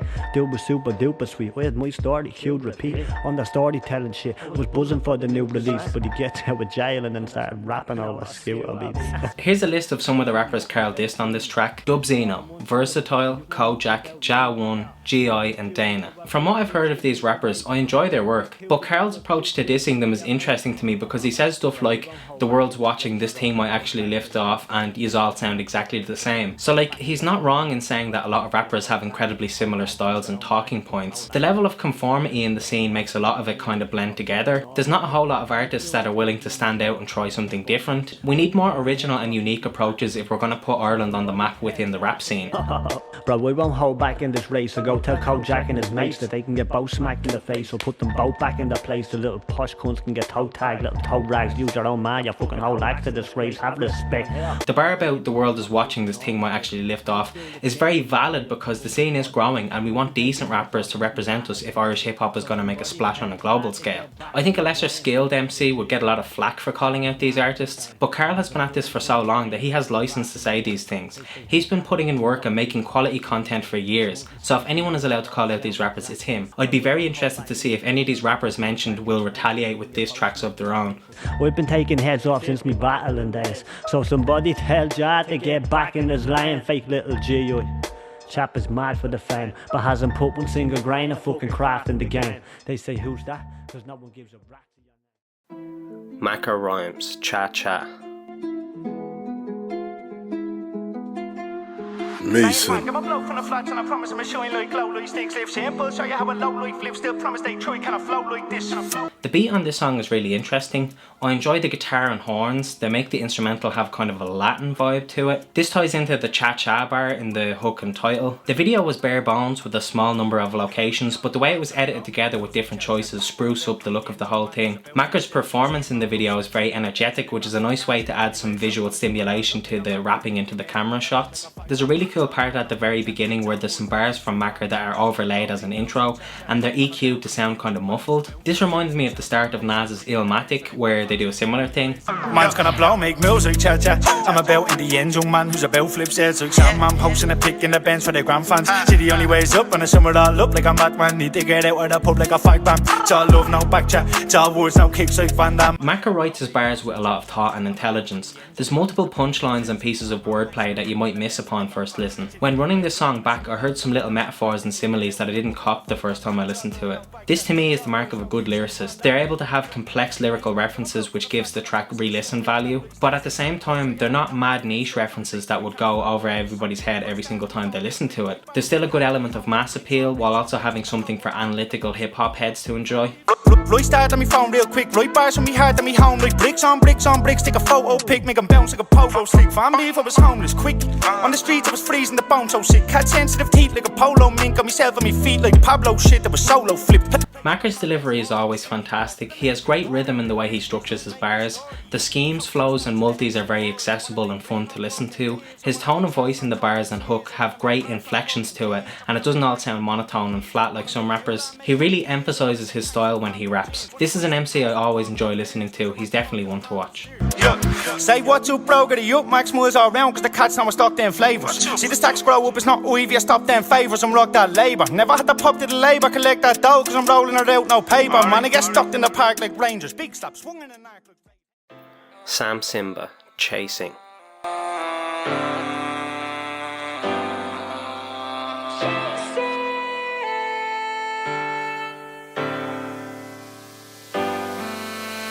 I found myself enjoying this song quite a bit despite the fact that this is basically the antithesis of everything I enjoy about hip hop. So before I give praise to the song, here are some criticisms. The beat is kind of samey with a lot of modern hip hop. The hi-hats and bass sound identical to what you'd hear in a lot of other songs right now. The mix of the vocals is what I'd call overly edited, but that's kind of a personal preference thing. I personally prefer a more raw sounding mix on vocals. Thankful I let the end of me sprout. Was in a couple different days trying to figure it out. I saw a bunch of effort chase me in the midst of my sound. To keep it steady means they keeping real what we all about. There's a lot of heavy use of auto-tune in both the singing and rapping parts of the song. Sam also does a fake American accent, which is something I've bitched and moaned about previously, but it's an interesting point to make because a lot of Irish singers do fake American accents, but somehow that's more acceptable than when a rapper does it. So if I have all these criticisms, how did I enjoy the track? He's singing enchantment, but it ain't been discovered yet. He see your tangent, and yes, it took him over steps. Grateful for ones that told me, even though there's hard to reach defiance, and it's all a part of what you kept. I'm not too sure. I think Sam just has a certain presence on the song. He's taking a big swing at a certain style and he's captured the essence of that type of rap. I admire his confidence to be able to commit to going down that path as much as he did. I like how the beat changes up a lot and Sam matches that energy with different flows throughout the song. There's good tonal conformity there. Yeah, overall this track isn't exactly the subgenre that I'd normally enjoy, but I think Sam pulled it off well. He achieved what he was going for and I appreciate the completion of his authorial intent. Self-expressive essence that can rest the doubt that doubts me. When I went to studio with Dara, we was jumping. Really made me know that we can change the scene. Dirtman and Raptor, Enhanced.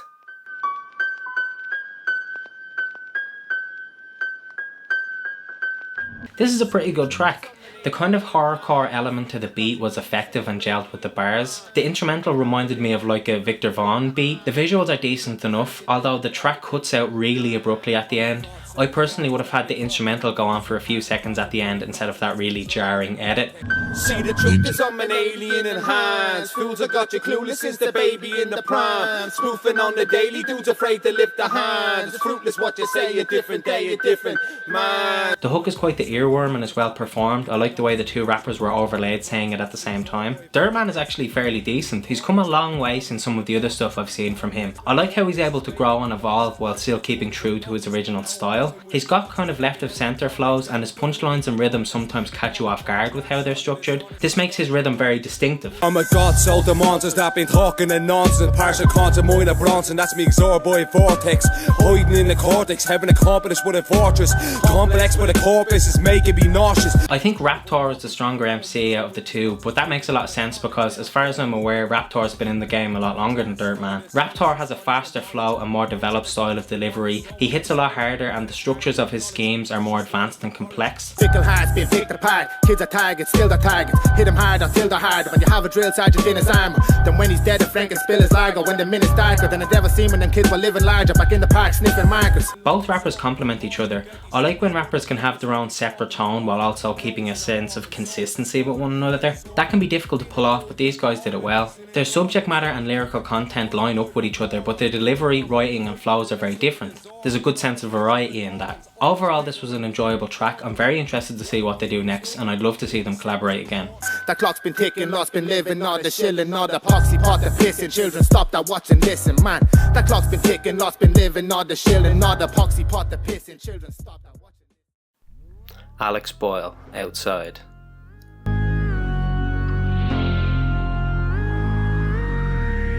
The beat on this track is quite dark and moody. It reminded me of some of the beats off Eminem's Kamikaze album. It's very hard hitting and sinister. Alex's delivery lands perfectly on beat the whole time and his bars punctuate the drums with a nice punchy landing. I think Alex has a lot of potential. He's able to have a smooth and laid back tone of voice while also emphasising rhymes when he wants to. He seems to have a strong sense of identity in the way he writes and performs his bars. He stands out to me from a lot of other rappers. We outside, it's time to open gates, yeah. When we slide, you know you wanna hate, check the time, I think it's far too late, in this game, you gon' have to choose your fate, yeah. One piece of criticism I'd like to give to Alex is that his flows are very choppy. They kind of stop and start, they don't go for extended periods and they only bounce in small little chunks. I like those small parts that flow and they sound really nice, so I think if he was to prolong that flow, he could sound really good. But instead he uses lots of regular, lengthy pauses. Yeah, how many people do I have to fake, yeah? It's taking time up amongst my days, yeah. I must be Cardi, I'm feeling rockstar made, yeah. They say I'm trash, that shit's up for debate, yeah. Another thing is that he also says and yeah a lot in his raps. He pulls it off and it sounds cool, but he does it so often that it kind of comes across as filler. I wonder if there was other words that he could use to punctuate his bars rather than and yeah all the time. I think Alex is quite good. I would recommend checking out his work, but a piece of advice I'd give to him would be put more thought into consistent and lengthy flows, and I'd also suggest other ways to space out your bars other than and yeah. Are we rocking? Tell me, are we rocking? Yeah. What's the option? Take someone's talking, yeah. My Nikes I'm walking, dripping while I'm walking, yeah. I've got the options, you think that shit's from Compton, yeah. Leaving, tell me why you leaving, yeah. Sinister Valley, 051.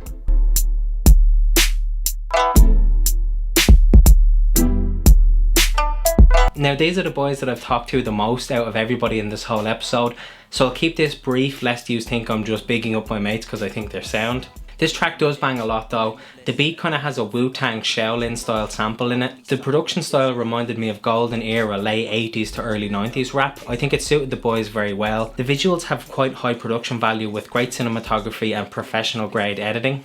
You're limited, I'm limitless. You must have forgot what the vision is. Rocking me sock when I'm visiting. You could get dropped for your watch, stay vigilant. I wouldn't piss on them new cats that you're mixing with. Bronson's flows remind me of Biggie a lot. He has a good way of daisy chaining different rhymes together with good connections and transitions. His delivery is incredibly confident. He has the self-assurance of someone who stands by his lyrics. Intellect of a genius, why can no people perceive this? Negative energy is not the remedy, grab it and smash it to pieces. Hunting down creatures, since was a fetus. A student who teaches, breaking from leashes. Stuck like adhesive, use force like telekinesis. Chevy the Goodfella has some fantastic flows as well. He has a very old school style to the way he structures his multi-syllable rhymes. His schemes were put together incredibly competently. The kind of British accent is a nice contrast compared to the other guys. I think he is British, I'm not too sure. Swear I've been here before, put the keys to the door and I'm gone. Think they can carry the scene on their own, but they're wrong. Cause 051 till I'm limping and old like nah. Swear I've been here before, took my time, not even a sport. Many a times on my knees on the floor. Guess the greater you are, the steeper the fall. Lorenzo has the most contemporary style out of the three boys. His rapping style seems the most modern when compared to the rest, but he also has elements of his bars that are reminiscent of boom bap rappers. I think he has a very well executed balance there. His tone of voice is quite slick and chilled out as well. He also recently released a beat tape called 7, so I'd recommend checking that out. Overall, this track is deadly. I like the structure of the rappers just going one after the other, delivering top-notch bars and very well written verses. From a place where your faith can get taken away from its place, where you make sure your mates make it safe home. From a place where we have something to say, then we say to your face. Thanks for watching August's episode of the Irish Rap Roundup. Links to all tracks featured will be down in the description below. If you have suggestions for tracks I could review, DM them to me on Instagram at adam.mclaughlin. Again, thank you for watching and peace out.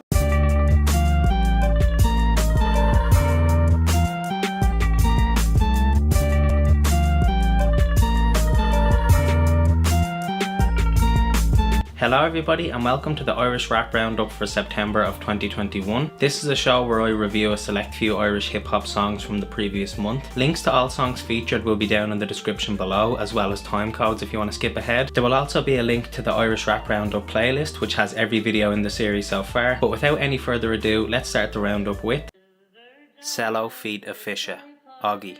Every rose grows merry. No. She'll be here true love. Salo. Nice.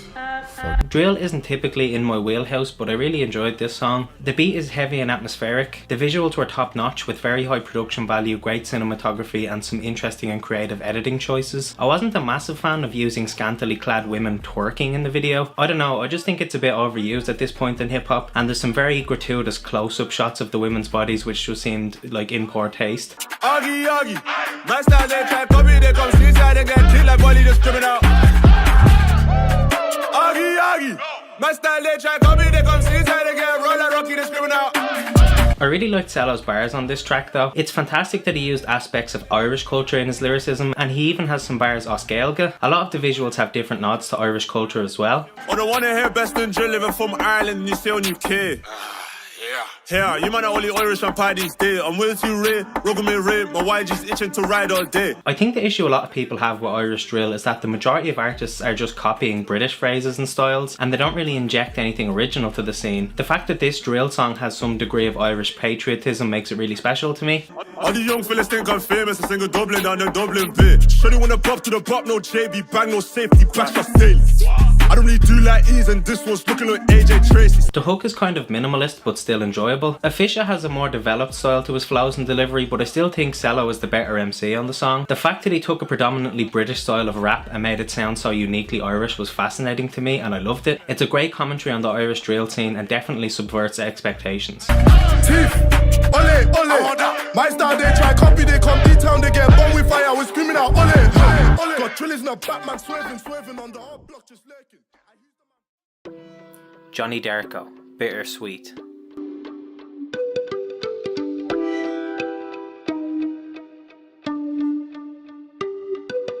This track is really good. It gets off to a bit of a slow start with a lengthy, cringily acted attempt at a comedy skit for an intro. At about 45 seconds when the beat first drops in, it sounds unusual and strange and it's not very melodic. But about a minute in when Johnny starts rapping, the beat changes into something that's way more pleasing on the ears, and Johnny's top-notch bars carry the whole track.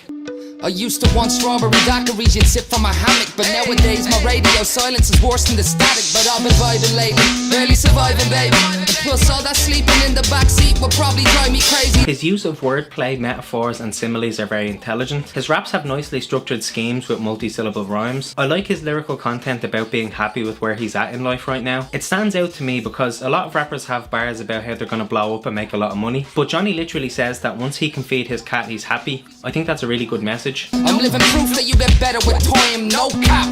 That's why I've got a feather in mine. I used to want the acting movies, used to want the bad emojis. Nowadays, once the fucking cat is fed, I'm Gucci. So there's also a bit of self-awareness when he says every dog has its day and today is not mine. He's able to have a happy-go-lucky tone to the track while also discussing real life issues. It's a very interesting insight into the mind of an underground rapper who's perfectly content with his career. He's not aspiring to be the biggest name in hip-hop. He's happy with where he's at right now, and that happiness is infectious to the listener, and I really enjoyed this song. if I'm not in the spotlight or your top 5, it's all fine. Every dog has its day and today is not mine. You hear a lot, once a peasant adheres to the law. The land, this really was a hell of a year. Look, they say life can be bittersweet, and that company loves misery. RS, Bands Freestyle.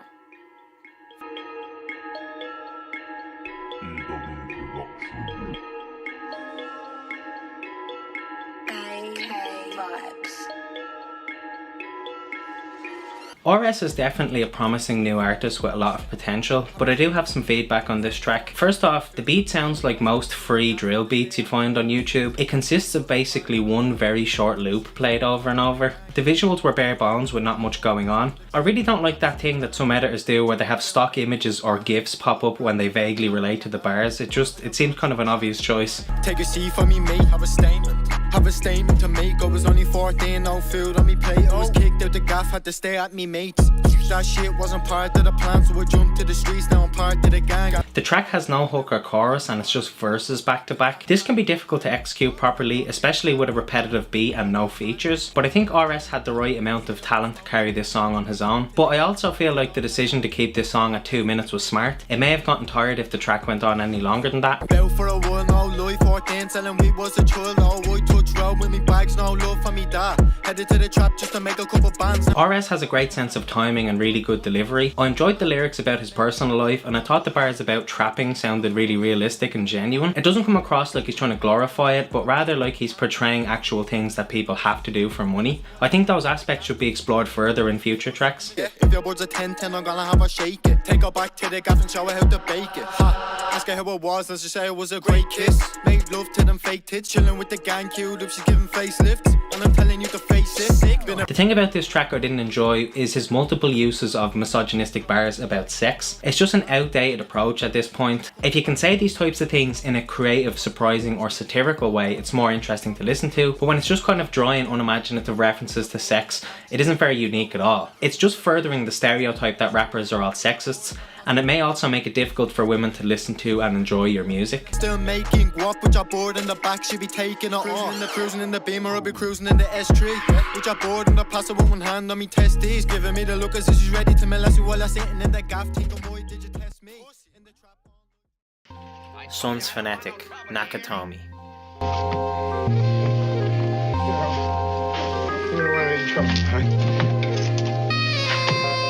Sons Phonetic are in a league of their own. They're one of the few Irish rap acts that are capable of perfectly encapsulating the sound of old school boom bap, both in the production and in the rapping styles. The beat is very jazzy with classic sample arrangement. The visuals are a bit strange. It's just footage of the boys mucking about with a watermark and a heavy editorial amount of colour correction.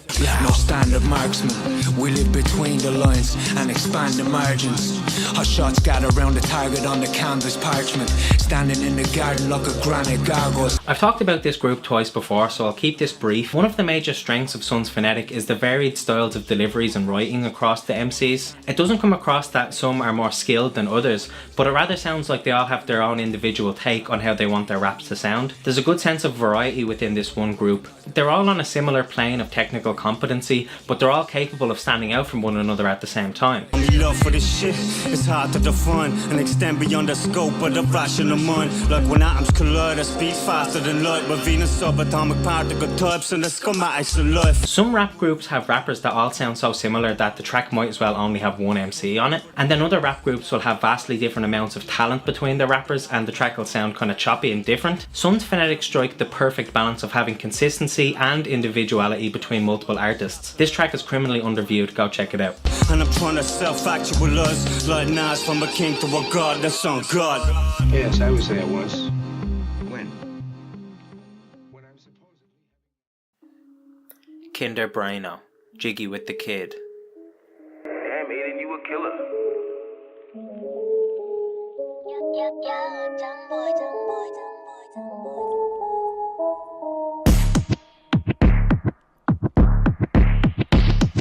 So I didn't enjoy this track much, to be honest. Before I delve into constructive criticism, I'd like to point out a couple of areas in which I think this rapper has improved recently. He's stopped using the one exact same YouTube beat producer that he's used a lot in the past, so it's good that he's branching out in terms of instrumental selection. He's also developed in his sense of timing a good bit, his flows have improved and his rhyming structure has gotten somewhat more advanced than it used to be, and fair play to him for all these improvements. Some rappers tend to stay in the same rut and make identical sounding music for years, but this chap seems to be growing and learning when compared to his older stuff. But yeah, now for some honest feedback on this song. It's time to get jiggy with it, jiggy with the kid. Fuck the business, I'm getting jiggy with the kid. I'm busy with the fizz at the party with the drink, but you better get ready to get jiggy with the kid. The tone of voice and delivery on this song sound kind of stilted and unnatural. MCs typically want to sound effortless when they rap, whereas this guy just sounds a little bit awkward, almost like he's not entirely comfortable and confident in himself yet. The kid, he's pouring shots like a shooter with a Glock, so act like a police officer and tell him when to stop. But he treats you like a champagne bottle when you're popped, hit the bottom of the floor when you think you had enough. The subject matter is mostly about partying, which to me has become very stale in the scene at this stage. Early rappers would have lyrics about getting drunk and it would sound interesting because it set the genre apart from other styles of music, but now it's like there's so much poetry and expression in the scene that you're really only limited by your own imagination. In most cases these days, rapping about just getting drunk isn't very creative. Debating on who's the best rapper that's new, yeah, and if it ain't me, there ain't no debating. No hating on the rest of them, but they ain't me. Yeah. Wanna beat them on a beat, they will see who I be in a week. Honestly, don't unleash the beast. Take a seat, but please, I'm a beacon of hope. You'll see when I'm over, people who wanna be goated. There's also a couple of self-aggrandizing lyrics in this song. This is a technique I think should only be approached by 1. People taking the piss, or 2. Rappers who have an insane amount of technical skill. Bigging yourself up and talking about how you're a fantastic rapper doesn't resonate with listeners, especially if you're only getting started and you still haven't properly developed your own style. And jiggy with the kid, yeah, no Kid G. My open schemes, you hope I leave. I'm dope, believe. Dance around opponents like the rope Ali use, yeah, rope a dope Ali shuffle. I think people will vibe more with a humble rapper who has awareness of their own abilities as opposed to a rapper who tells you how deadly they think they are. But yeah, Kinder Bueno, this track is kind of a miss for me. I hope the next one I hear from you has an improved level of quality. Yeah, I'm fucking lit like a candle in this bitch. My bars are like a handgun when I load the clip. I'll let him off in this club and then I'll fucking dip. Yeah, call me a bodyguard cause I'm a fucking Wallfella, same song.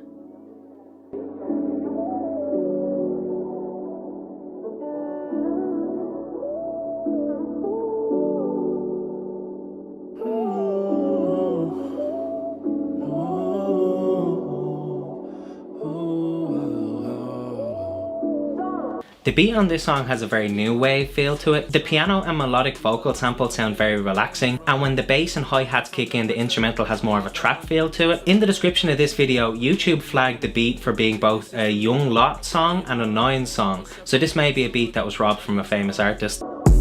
Try to make me crumble, but I stay strong. People ask me where do I get my game from. Took it from the patch that I was raised on.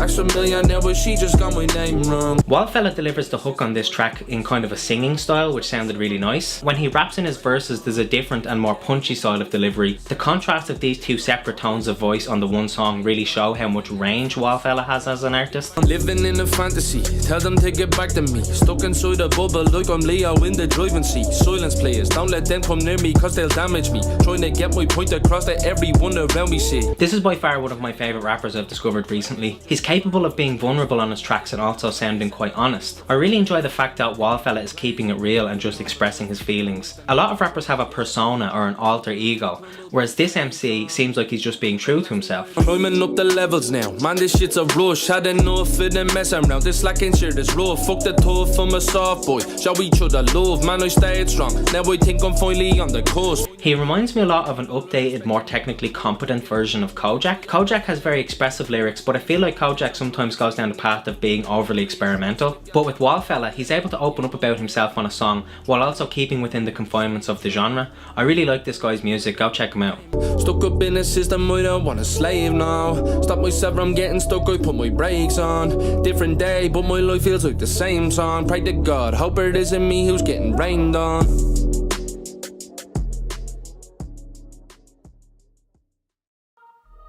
Jay Sutton, OnlyFans.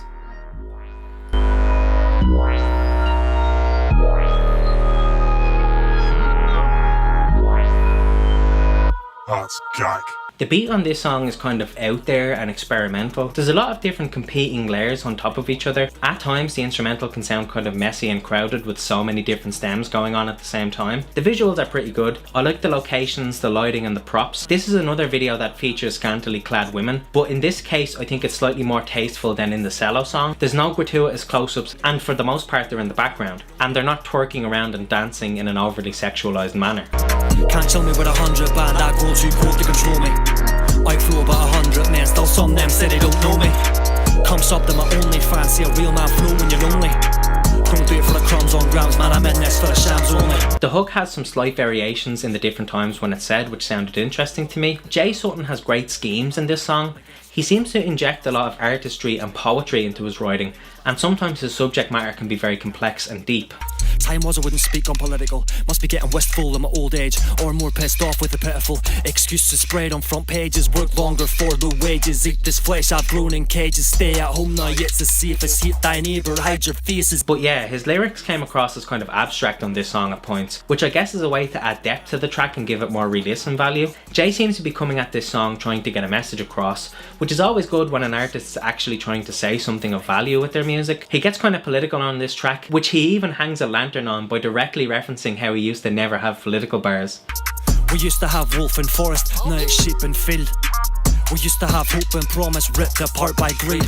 But a lot can change in a very short while if a few good men start walking the miles. If a few great minds be the guide for the blind, warm the ears to the deaf, shine a light for a child. I don't know how I feel about this track overall. I generally love Gak's output, but this song just seemed a bit heavy for me. I usually prefer more light-hearted, tongue-in-cheek and fun rap songs. This one just felt kind of difficult for me to connect with for some reason. Don't let him put fear in your playful heart, cause it's hard to get rid of when it's in. Don't let him spoon feed you and tell you it's true if there's more than that written on the tin. They want you at war with your fellow man, but remember, united we stand. They want you on knees with your head in hands, but remember inside that you... Thank you for watching the Irish Rap Roundup for September of 2021. If you'd like to submit a song for me to review, DM the link to me on Instagram. My handle is @adam.mclaughlin. Thank you so much for watching this and peace out. 烧焦了红，烧焦嘛，还是烧焦了分类，烧焦大不？烧焦了红，烧焦嘛，还是烧焦了分类，烧焦大不？烧焦了红，烧焦嘛，还是。 I had some comment last week about, oh, it must be cold in your gaff because you're always wearing a hat. So here it is, no hat. You can see my fucking receding hairline now, you little shite bag. Hello everybody and welcome to the Irish Rap Roundup for October of 2021. This is a show where I review a select few Irish hip hop songs from the previous month. Before I start the reviews, I just want to say I'll be doing some shout outs to tracks at the very end of this video. Normally these shout outs will go here, but because there's so many of them, I'm just going to include them at the very end. But yeah, without any further ado, let's start the roundup with Kneecap, Guilty Conscience.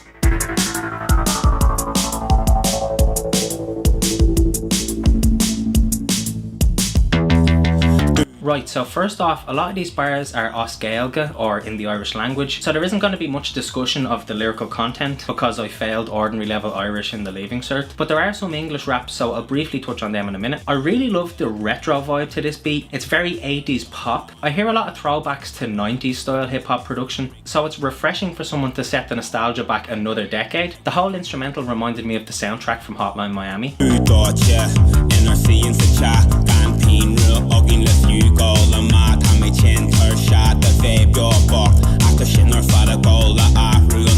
visuals have a really good setup. The boys are walking into a church and getting into a confession box. I think the boys are commenting on the overtly religious nature of a lot of Irish history and society. I also really like the framing of how the partition of the confession box is between us and the rappers. I just think that was a good way to set up the camera. My friend Makara, he's a bit of a psycho. The type of fella loses the head at a table. So whatever you do whatever he says. So Ish Makara, abolition crack if he says no. I think it's really interesting the way the boys have bilingual raps. I've heard people rap in Irish, but I've never heard anyone splice in English words. I think this was a good choice because a lot of people don't speak Irish, so putting in some English lyrics make it easier for people to kind of understand parts of the song. The lyrics that I understood were funny and tongue-in-cheek, really over the top and exaggerated. It totally seems like the fellas were just having fun with this song, both in the lyrics and the performance.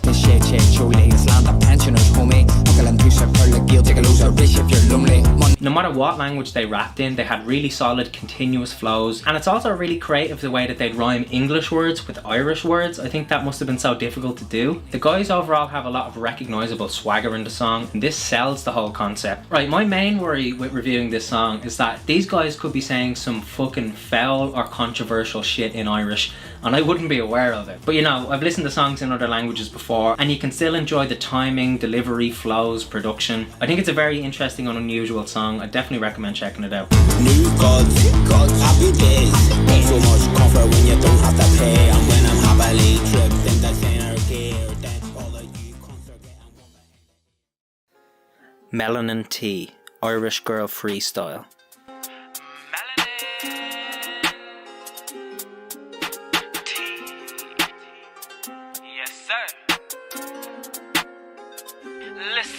You know, I'm just going to be real with you for a second. I used to work with a few Irish drill rappers, and I've also reviewed a lot of drill songs by now. So to be entirely honest, the whole genre of production just blends together to me now. It's hard for me to distinguish good drill beats from bad drill beats. Yeah, quick note on the visuals, they aren't particularly interesting. It's just footage of the rapper performing in a pirate studios. I see that all the time.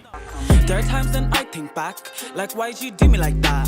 Thought you were my jigger, I called you my nigga, then you fucked up, should've figured. But yeah, the saving grace of this track is Melanin T's delivery and her tone of voice. It's very assertive and self-confident. I really hate when rappers sound like they doubt their lyrics and they don't commit to performing them with confidence. That can be the absolute death of a track. But T kills it by sounding so self-assured, and that enhances the whole performance. Watch how you move. Over here only real ones. Fuck with the body, say before I call you daddy. Show me what you're on. I like them a little bit ghetto. It's not my fault. When I see a sweet one, I certified badness. My heart can't fathom this. I'm attracted to madness. I'm attracted to badness. Usually for me, it can be difficult to pick up on the flows in drill songs. This is because drill beats typically have pauses, unconventional spacing, and gaps between the drum hits in particular. So it isn't immediately obvious when a rapper is landing on beat, but the way T structures her raps, it sounds clear and obvious that she's in the pocket. It has a very recognizable and catchy rhythm to it. What me like, what's the T? Let me inform you, B. I'm a real bad bitch from Galway City. Still part of the baby girl life committee. I like to play games and shit, I love it. Girl, TikTok it, wind up and brock it. If you like drill, you'll enjoy this song a lot. And big up to T for not using exclusively British slang like 80% of Irish drill rappers. Oh yeah, speaking of Irish drill, I'd like to introduce you to this video's sponsor, SPA Crumpet. Got the man them trapping on the block, stacking up the guap. Ops chat back, we attack him with a Glock. Cops show up, we back up in the box, so we ran off from the spot. Do 10 toes back to Brighton, bangers and mash with these rappers biting. Whipping in the kitchen with the cake and the icing. Dash to the bando, banging a flight thing. Gals wanna get with the Peng Boys. Father Christmas got a sack with the 10 toys. Skeng in the boots and the shoes. On the corner smoking suits with the youths. Meet the plug, get a pack when we link up. Get caught lacking and the man get chinged up. When old Bill come around, young'uns get dopey when the thing go bell. Not even listening to what you say to me. Fuck the indigenous, God save the queen. Perfect. I'm spending me pay, chopping off heads like Henry VIII. Best up when the gun go bell. Have ops running back to London town. Like Woodstock, I got bands. Flow like the Thames eats scones with the roadmans. He wanted me to include that clip, and he also asked me to read this out. You done now? These man them rappers are a hookers. Have you doing dashy with my rusty skeng? You know, I don't know what that means, but he paid me a lot of £1 for that shout out. Anyway, let's continue with the reviews. Crack pipe, smoke weed, talk shite.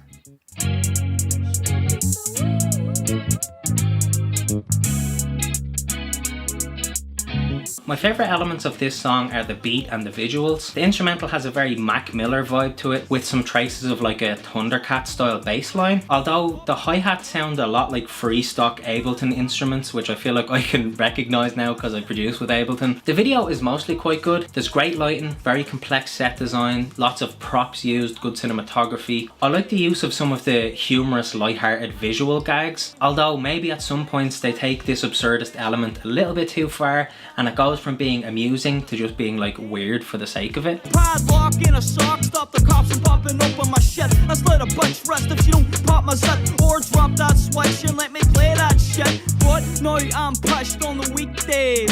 A lot of the lyrical content is just about smoking weed and partying, which isn't very creative, as we all know. This is also a 5-minute song, but there's a big long breakdown with no bars before the final hook, and there's also a big long extended outro. This could have just as easily been a 3-minute song without the padding and the filler. She says I'm the best, I just say I'm gay, honey, give it a rest. I don't need the stress, I need a cup of tea and a bag of weed on a sunny day. Eat the pussy like souffle. So the first MC is all over the shop. He has some very memorable bars that stand out in your mind, but also he has some really bad lines. I mean, his lyrics are memorable, but some of them are just straight up cringy. Right, here's a little list of some of the lines that I think completely missed the mark. She says I'm the best, I say honey I'm gay, eat the pussy like souffle, slit a bitch wrist if she don't pop my zit. I sound like fucking Ben Shapiro reading the WAP lyrics. Bring a bucket and a mop for this wet ass P-word.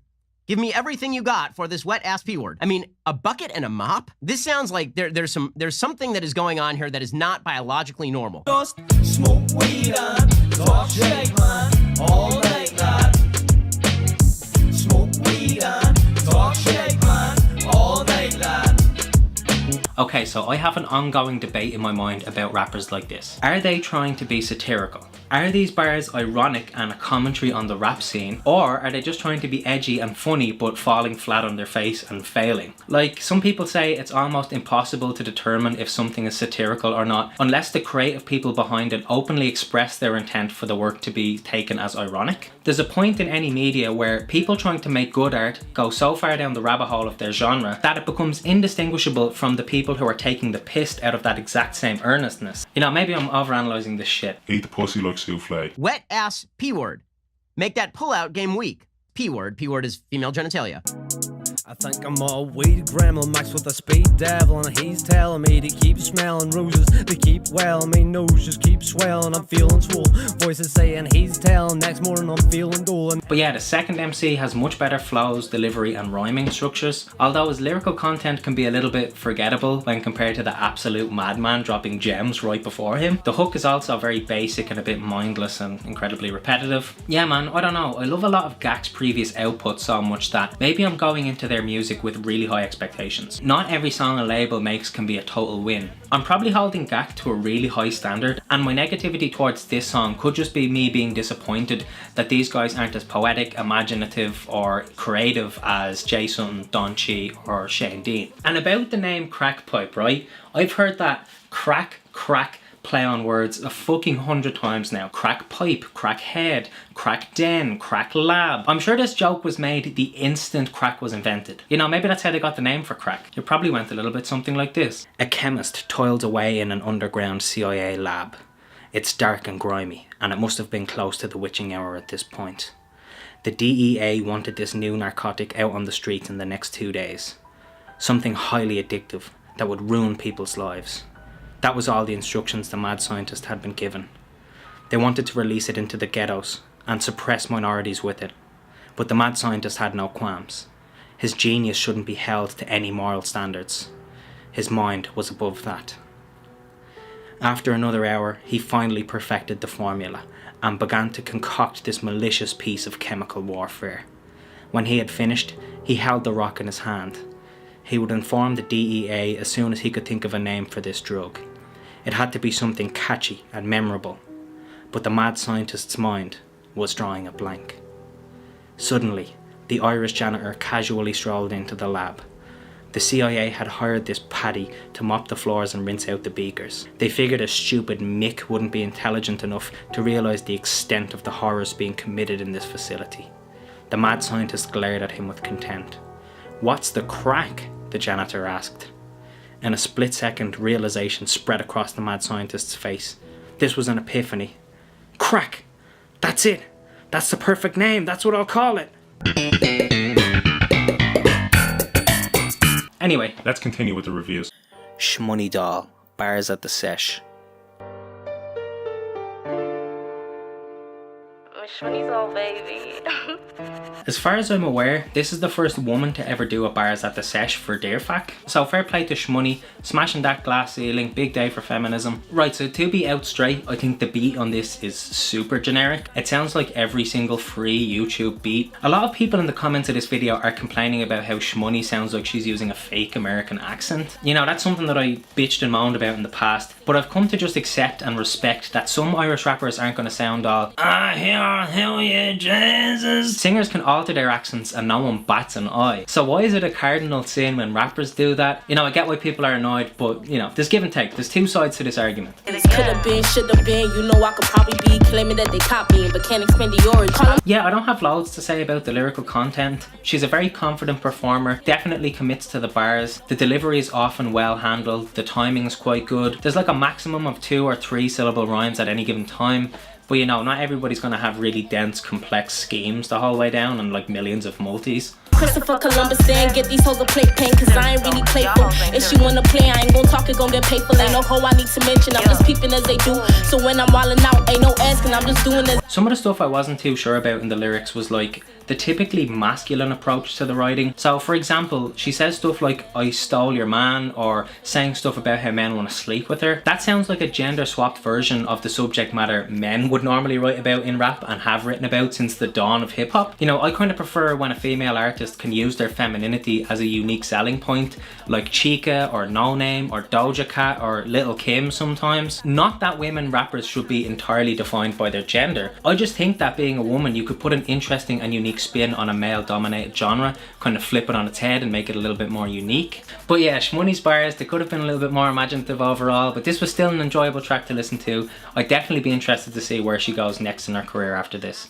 It ain't for my conscience, bitch, I play the villain. Calling me Maleficent, I'm pleasant to they militant. See, we ain't the same, after I come, I just send him on his way. I ain't worried about no feelings. I want to go on a little diversion about something I wonder about every time I watch a bars at the sesh. Do they record these raps when they shoot the video? Because they haul out this big fuck off mic stand and this big fuck off microphone, so it looks like they're recording vocals on location, but the rappers have no headphones on. So surely there'd be doubling up of the beat in the mix, because they'd have to play the beat loud through a speaker for the rapper to rhyme on cue, which would be picked up by the mic and you'd hear in the fucking song. This conspiracy theory goes deep.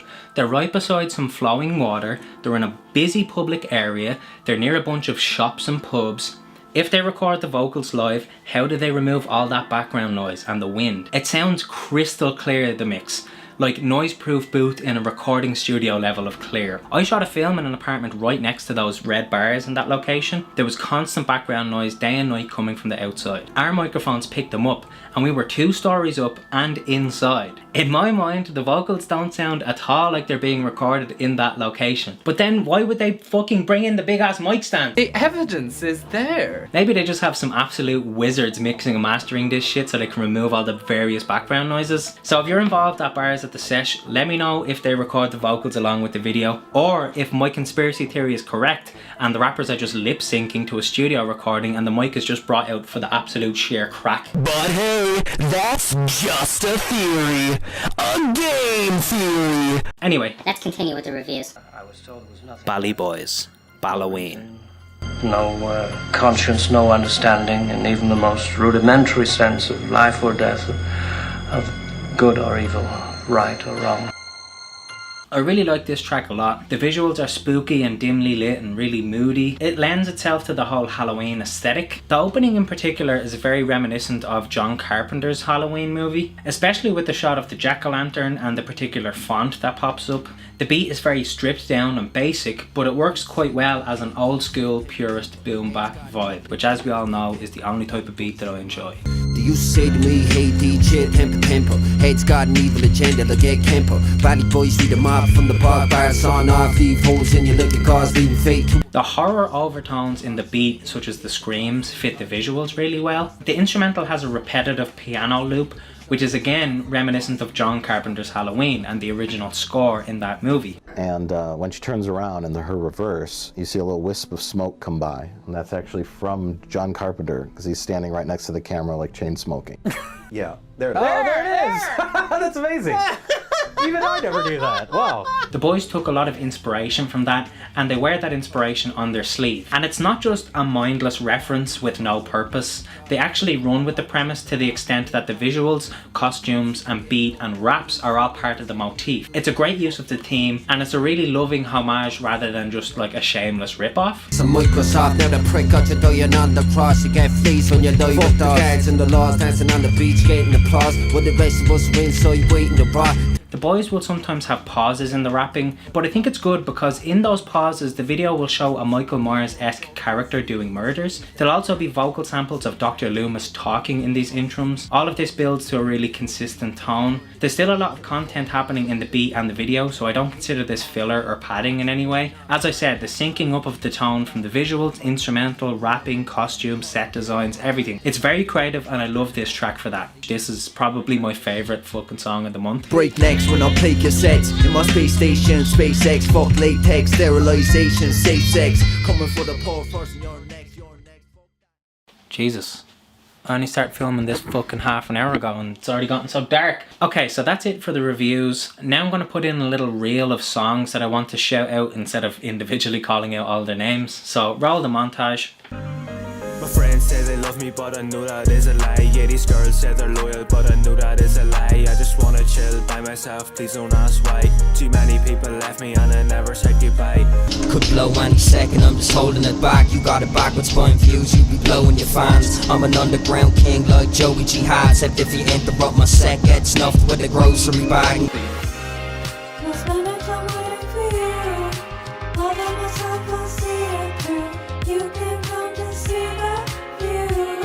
Thank you for watching the Irish Rap Roundup for October of 2021. I hope you enjoyed this episode. I tried to experiment with a few things like the comedy sketches and slightly different editing. I also reviewed less songs than I usually would.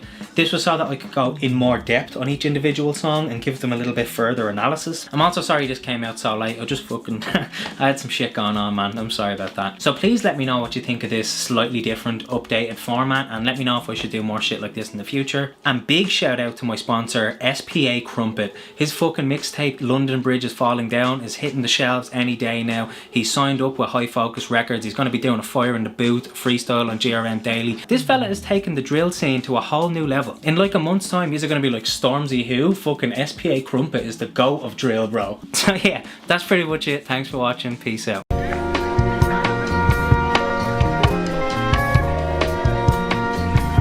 Right, we're reviewing some Irish rap songs. You know what it is, you know what it do. Act like you've been here. This is for the OGs. This is for the people that knew me since before TikTok. So yeah, let's just fucking jump right into it. Danya, run freestyle. Danya's gonna come now, Danya's gonna come, you better run now. So this song has no business being this hard, right? There's a vocal sample of words being spoken that's chopped and looped as part of the beat. This can be a very dangerous approach because sometimes the vocal of that can mix out the main vocals of the raps and it can just sound kind of muddy. But it's EQ'd perfectly in this so that it fits into the beat and doesn't overpower anything else. Danya's gonna come, play with us, it's boom, squeezing on a bum, do this shit for fun, Chopper such a dum, beating to my drum, meet me down in Dundrum, you can let your friends come. The visuals are very professional looking, exactly like a Daily Duppy, but they're very Irish centric to match the lyrical content. There's high contrast on Danya and then there's this washed out grey background and the visuals that they edit in are kind of colourful and funny, so it all blends together really well. It looks great. Catch it with the right, make them see the light, take them off the smoke, shit is not a joke, bringing me on coke, tell them we don't play, catch him any day. His flow is very intentionally laid back and confident. His schemes and rhymes are kind of spaced out to give this I don't give a fuck attitude. There's no hook on the song, but there's times where his bars kind of have a repetitive ending in the payoffs, so it kind of works similarly to a hook and it sounds melodic like a chorus. There's a lot of wordplay and it's very specifically Irish in a way that's relatable to everyone. Fucking hell, this was a really good song to return on for the roundups. See all my sons, they're rapping now, lying that they're strapping now, as if I wouldn't slap them now, phone call tax them now, CC chaffing now, make them do it. Odd Numbers feat. Graham, Parkgate Street.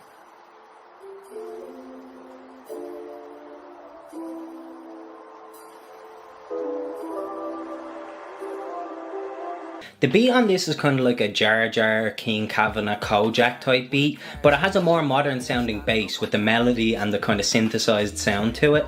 The rest of the beat is more natural sounding instrumentation. Someone is credited with the visuals, right? But in the title it says that it's AI generated. So what I have to say is this: if it was a person that made these visuals, they're deadly, fair play to you, well fucking done, I like them a lot. If it was an AI that made this, go fuck yourself, don't do that. Keep AI out of the creative industries. Fuck this video if it was made by AI. Don't do visuals by AI, no, just get a dude to fucking make a video for you, fucking hell. It all started with a car chase, G. Now you're standing up on Parkgate Street. To CCJ and RT make it a fast paced heat. I still wonder why your man hates me. This man is really good at like TikTok sound bites, but also using long form concepts in his songs. It's like individual bars and a couple of lines will tell enough of the story that you can grasp the concept and the idea, but the entire thing strings together into a really cohesive song. Even that opening line, right? There's only two options for how you receive that bar. Either one, you get it because you know where Parkgate Street is and you're like, okay, that's a cool reference for me, and most people might not get that. Or two, you get the reference from context of the car chase. Do you know what I mean? So it's like really well written and it sets up the whole fucking song perfectly. The last resort, your time is going fast and core. You stand true till you fall, brand new to it all. Born yesterday and still taking the plastic off. I know you can say you're a lot of things, but the last was soft. I'd rather kill myself and me mount a ring for the casket cost. It has a story and a narrative that we can all relate to. It's very realistic and believable. It's dark and gritty, but he's also very soft and sensitive with the song. Like, we all know someone who this track kind of reminds you of. It's really personal and emotional. It's kind of that street wisdom type shit. In the joint, you really want all the restraint in your life. Look at me, man, I was just the same as you, but then I strayed to the white. I'll admit I was a habit of force, but then I needed it to function. I done shit you won't believe. It was disgusting. Graham, Lyrics at the Local.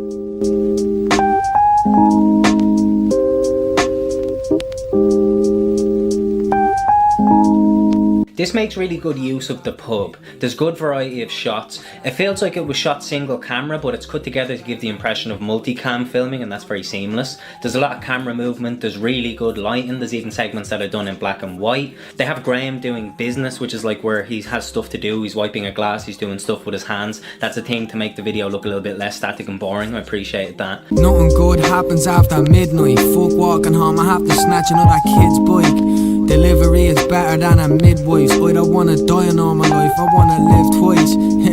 The first beat is very lo-fi, chill hip-hop beats to relax/study to.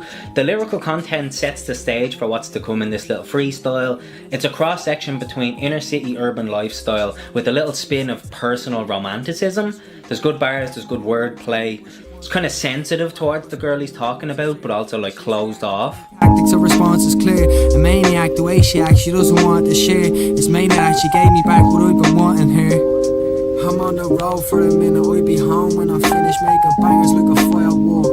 And I just want some dome like a Guinness, you want told that. Second beat is much better, it's more moody. The lyrics seem more grounded in like a toxic or a really complicated relationship. There's lots of nuance, and both people that he's describing are very morally grey, himself and the girl. There's like a deep connection that they formed through like trauma bonding nearly. Breathing, you make me feel like I should show you all my reasons to prove that I'm decent. And you're the reason there's fumes in the ceiling. I sit right and smoking joints while I'm providing the tunes that you're needing. Right, so here's where it gets really deadly though, right? Who spits the noises from the south side? These lads are standing with their mouths wide. I swear from you I'm getting Dell vibes. I'm full of self-belief and lads are talking like some housewives. I've never seen them else. This has the little primo style beat, it has chops and cuts to make it sound super old school, has a really understated and simple bass and drums. The woodwind is so old school. What made me want to come back and do these roundups was this hypothetical flexing that he does. It's like Skee-Lo, I wish I was a little bit taller, but it's specifically about money and it's very fucking Dublin. I'm out here on the float. I wanna be McGregor, buy myself a fucking boat. It's only me California, I should warn you when I smoke. I wake up in the morning, spend a mortgage on a coat. I take the private jet and disappear when boarding like a... Basically, he could go on a big rant of like flexing as if he's super rich and spending all this cash, when he doesn't really do that. We all know he doesn't really do that, but he just has to say, I wanna be McGregor by a fucking boat. It's genius, and that was the whole thing. I've never heard someone do that in Dublin. I was like, do you know what? That's fucking sick. Hell yeah, do more of that. So Graham, fair fucks. Do you know what? I feel kind of funny because this dude knows me from TikTok, so he's probably expecting me to like slate him and like make fun of him a lot and rant about him being shit, but I actually like him a lot. Educate yourself, not everybody can be trusted. Man, I tell him, say what's in your heart and don't be silent. When I say I'd murder any beat, I won't be violent. And any cunt that brings me... Don Chi Dash.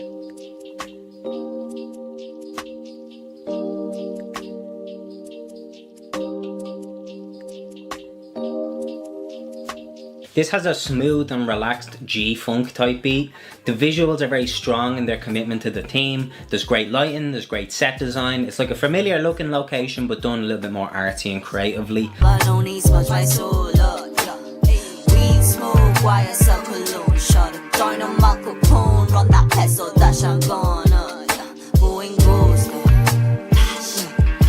don't know, I'm a big Gak fan. I'm always rooting for Gak, I'm always supporting Gak, but I don't know, this track just feels a little bit uninspired and flat. The hook sounds really nice in its delivery and in its structure, but the content of the lyrics aren't really amazing at all. The writing in the verses is much better, but the delivery and flow are spaced out and it sounds kind of patchy in the verses. Smoke clouds as I step like they can't see me. Face wrapped in LV with a quarter ounce in a bag. Pride parts like the Red Sea, uneasy. I can't breathe, my knees weak, so I walk through with a lag. In the verses, the setups are sometimes a little bit too far away from the punchlines, so you end up falling off of what the rhyme is by the time it's resolved. Gak is a label that's usually 11 out of 10 tracks. I expect a lot from them. Whenever I hear a song that's a 9 out of 10 or an 8 out of 10, I'm like, this comparatively isn't as good as their usual standards. On a low on baritone, going goes the I stay in my zone, ups a couple clones in my shell, abalone smudge my soul. But this leads me into my next review, another Gak song. Jay Sun feat Don Chi, No Bits. First thing I have to say is fuck you for starting your video with like 10 seconds of total silence with no audio. You made me think my headphones were broken or that I had the fucking shit on mute by accident. No balls, no bite, no bricks. Big swing, no hits. Kick bars, act hard as I joke kids. Top dogs, cool cats, good shit. Having like scratches in the beat, that's always a point in favour for me. Love that shit. I like that it's used underneath the hook. The beat is really hard and menacing, which fits into Jay Sutton's like fuck you type attitude. I love how there's things that Jay says that wouldn't rhyme if you didn't say them in his accent. That's a thing that's across the board with a lot of rap, but I just appreciate when someone does that. Listen them with these dogs too thick. Still they come with no goods, all bitch, no tits. I'll set them down, fuck them up and feed them new tricks. No balls, no bite, no bits. His verse is kind of about nothing, is my takeaway. I didn't really, there wasn't much lyrical content for me to delve into in either of these Gak songs really, unfortunately. Don Chi completely outshines him on this track. Her take on the hook sounds a lot better. She makes the whole song way better, she killed it. I got these silly little pricks on a rule switch, trigger itching, causing glitches in the matrix. Empty pockets filled with nothing but clenched fists. Oh dear, oh my, what a big bitch. Jay felt like he had like some contractual obligation to put a verse on this song. But yeah, no, Don Chi saved it. This should have just been a Don Chi feat Jay Sutton. Or you could have cut fucking Jay Sutton out of this and just had it go hook, verse, hook, you know what I mean, chorus at the end, whatever. Do it that way, it would have sounded cool. So I keep a couple sheets of wisdom in a small tin. Try to keep some distance from this drama I'm involved in. We couldn't give a fuck about claims of a false kingpin. They couldn't see the dawn's been pimpin' since been pimpin'. But come on, like, I'm rooting for yous. Yous were the chosen ones. I've done like 15 or 16 positive Gak reviews. I love this label. I'm always fucking rooting for this label. Maybe it's just yous have extra stiff competition. Maybe it's just like, I don't know, these are like filler songs that are going in the middle of an album and maybe you shouldn't have chosen them for fucking music videos because it shines a light for criticism on the song a little bit too much. But you know what? I'm going to keep the eyes on Gak. I'm sure they're going to come back with another hit sometime soon. When I meet him on the street, no balls. When I hear him on the beat, no bite. What you saying on the mic, talk shit. Do you think we give a fuck? No, bitch. When I meet him on the street, no balls. I am wasting.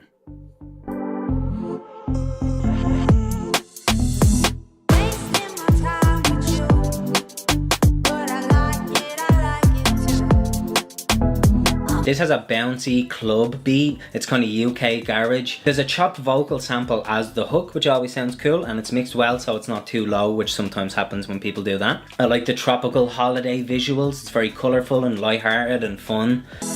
Yo boo, what's poppin'? She knows I'm guappin'. She wanna go shopping, she wanna go BT. I said say less, your boys bang CCs but don't make bread. I'm young and I'm cheeky, that's why they vex. My young is too beefy, I manage like Pep. She coming to meet me, her boyfriend's vex. Relax my brother, she ain't worth stress. This kid is like 18 or something and he's been killing it for like 2 years. I've reviewed him before and he's really good. He's very bubbly, it's infectious, his style. He's a great selection of the beats. He chooses his projects well to suit the type of raps that he does. First verse on this song is about how he's going out with a bird and her boyfriend isn't happy about it. And he's kind of talking to the boyfriend and it's surprisingly chilled. It's like, bro, get over it, relax. You know what I mean? I ain't got a minute to waste, I can't lie. But when I'm with you, I'm not wasting time. I won't lie, I don't live no basic life. I know I fucked up, but you'll change your mind. And then the second verse is more about his relationship with the girl, which I think is cool. He's got, the first verse is like casual beef with her boyfriend. Second verse is about how he gets on with the girl herself. Two topics, the kid has range. I like the I Am fella, this teenager from Galway is just doing surprisingly bouncy, fun little bubbly tracks out there, doing his own thing in his own pocket. We appreciate that. We love that around here at the Irish Rap Roundup Studios. I know, you know, we know, they know. You're more than an angel, reach for your halo. Guys know, booze know, we get pesos. You know I'll do anything for you if you say so. So why you acting like I won't? I do everything I can. Why you acting like I don't? Every time that I'm with you, you always find an issue. So that's it, we're back with another Irish Rap Roundup. Maybe submit songs to me. If you're watching this and you have some songs you want me to review, send me them. I want them to have come out in 2023. I want them to be recent enough Irish hip hop releases. Send me that shit, I might review it. Linktree is in the bio for all my shit, as well as links to all of these deadly songs that I've reviewed today. Irish Rap Roundup for life. Peace out. Okay, so Cian Toomey, you may be familiar with him. He's been famous on the internet for a long time for sketch comedy. Basically, his videos are interactions between himself and his girlfriend, and he plays both parts. And it's like an exaggerated, satirical, Irish, over-the-top caricature girlfriend. To phrase that less politically, I would say he does a middle-class white Irish version of Bitches Be Trippin'. But did you know that this man is also a rapper, and he raps in the character of Emily? Now, today I'm going to try and put forward a case as to why I believe that Cian Toomey is an underrated rapper. Now, I know I make a lot of satirical, ironic content myself, and sometimes the line between what I mean and what I don't mean is blurred. But today, no jokes, no satire, no irony. I'm going to tell you what I actually think of Cian Toomey's rap career and why I think he's underrated. Let's fucking go. I've been scrolling the TikTok while I listen to hip hop, and I'm watching your shit flop comfortably in my flip flops. Yeah. Have you seen my new wristwatch? Yeah, I got it from Rick Ross. I'm applying my lip gloss. Yeah, you know I got rich sauce. What? That Rick Ross bar, right? That Rick Ross bar, I quote that all the time. You see my new wristwatch? Yeah, I got it from Rick Ross. Okay, right, so I fucking despise the Emily character. I've always despised the Emily character. I think he acts it over the top. I think the voice is annoying. I think the humour isn't good.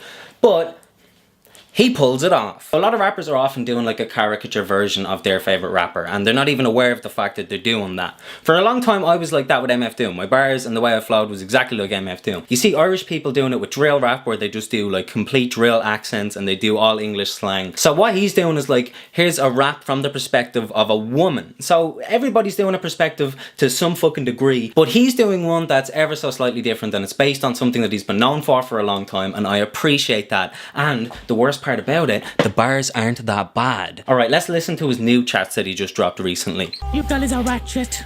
Under the towels, on the floors are bits of ratchet. That's Okay. ratchet. How come you ain't cleaned up all He the rhymed- ratchet? He rhymed ratchet with ratchet. Ratatouille, that's some ratchet. How come your boyfriend's in my DMs? He sent 3 pics, that's a hat trick. Oh, you a playboy bunny? That's some real whack shit.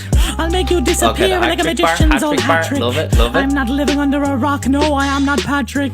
Okay, so if you're not convinced on Keen Toomey being a goated rapper already, let me go down a rabbit hole. So he just made a Living Under a Rock, I'm Not Patrick. That is a reference to the popular children's TV series SpongeBob SquarePants. So this man is well versed in the world of SpongeBob SquarePants. Let me tell you this, he has done multiple raps about SpongeBob, right? Let me take you down the rabbit hole today, my friends. This one is like fucking slaps. I'm not even going to, this isn't a joke, listen to it. Doing a dab in the crusty crab with my main man Crabs and his bad bitch Pearl. Having a whale of a time, Patrick in the whip, heading down to Sandy the squirrel. Pulling in the up here plankton, down in the chum bucket. I shank him, then I go one plug Karen, ride the boat, I mess puff, won't allow me to drive it. Right, it's kind of funny because he's doing like a drill thing and he keeps talking about drill and like British slang and shit like that, but he's just doing it in his own voice, and the beat isn't a drill beat, but it's fucking absolutely sick. I think he should do shit in his own voice like this. Obviously it's a fucking gimmick that he's doing it about SpongeBob, but it's about the distribution of wealth in Bikini Bottom and how Mr. Krabs is the 1% and how SpongeBob is oppressed by the system because he is working class. And it's right, there's something going on here in this track that I like, but it does not end there. Let me just play you another one. No pretense, no context. Hi TikTok, how are you? Emily here, what's up? I've been practicing my English grime kind of stuff, so just wanna see what you guys think, so please like it if you like it, okay? Doing the dab in the crusty crab with my main man Crabs and his bad bitch Pearl. Having a whale of a time, Patrick in the whip, heading down to Sandy the squirrel. Okay.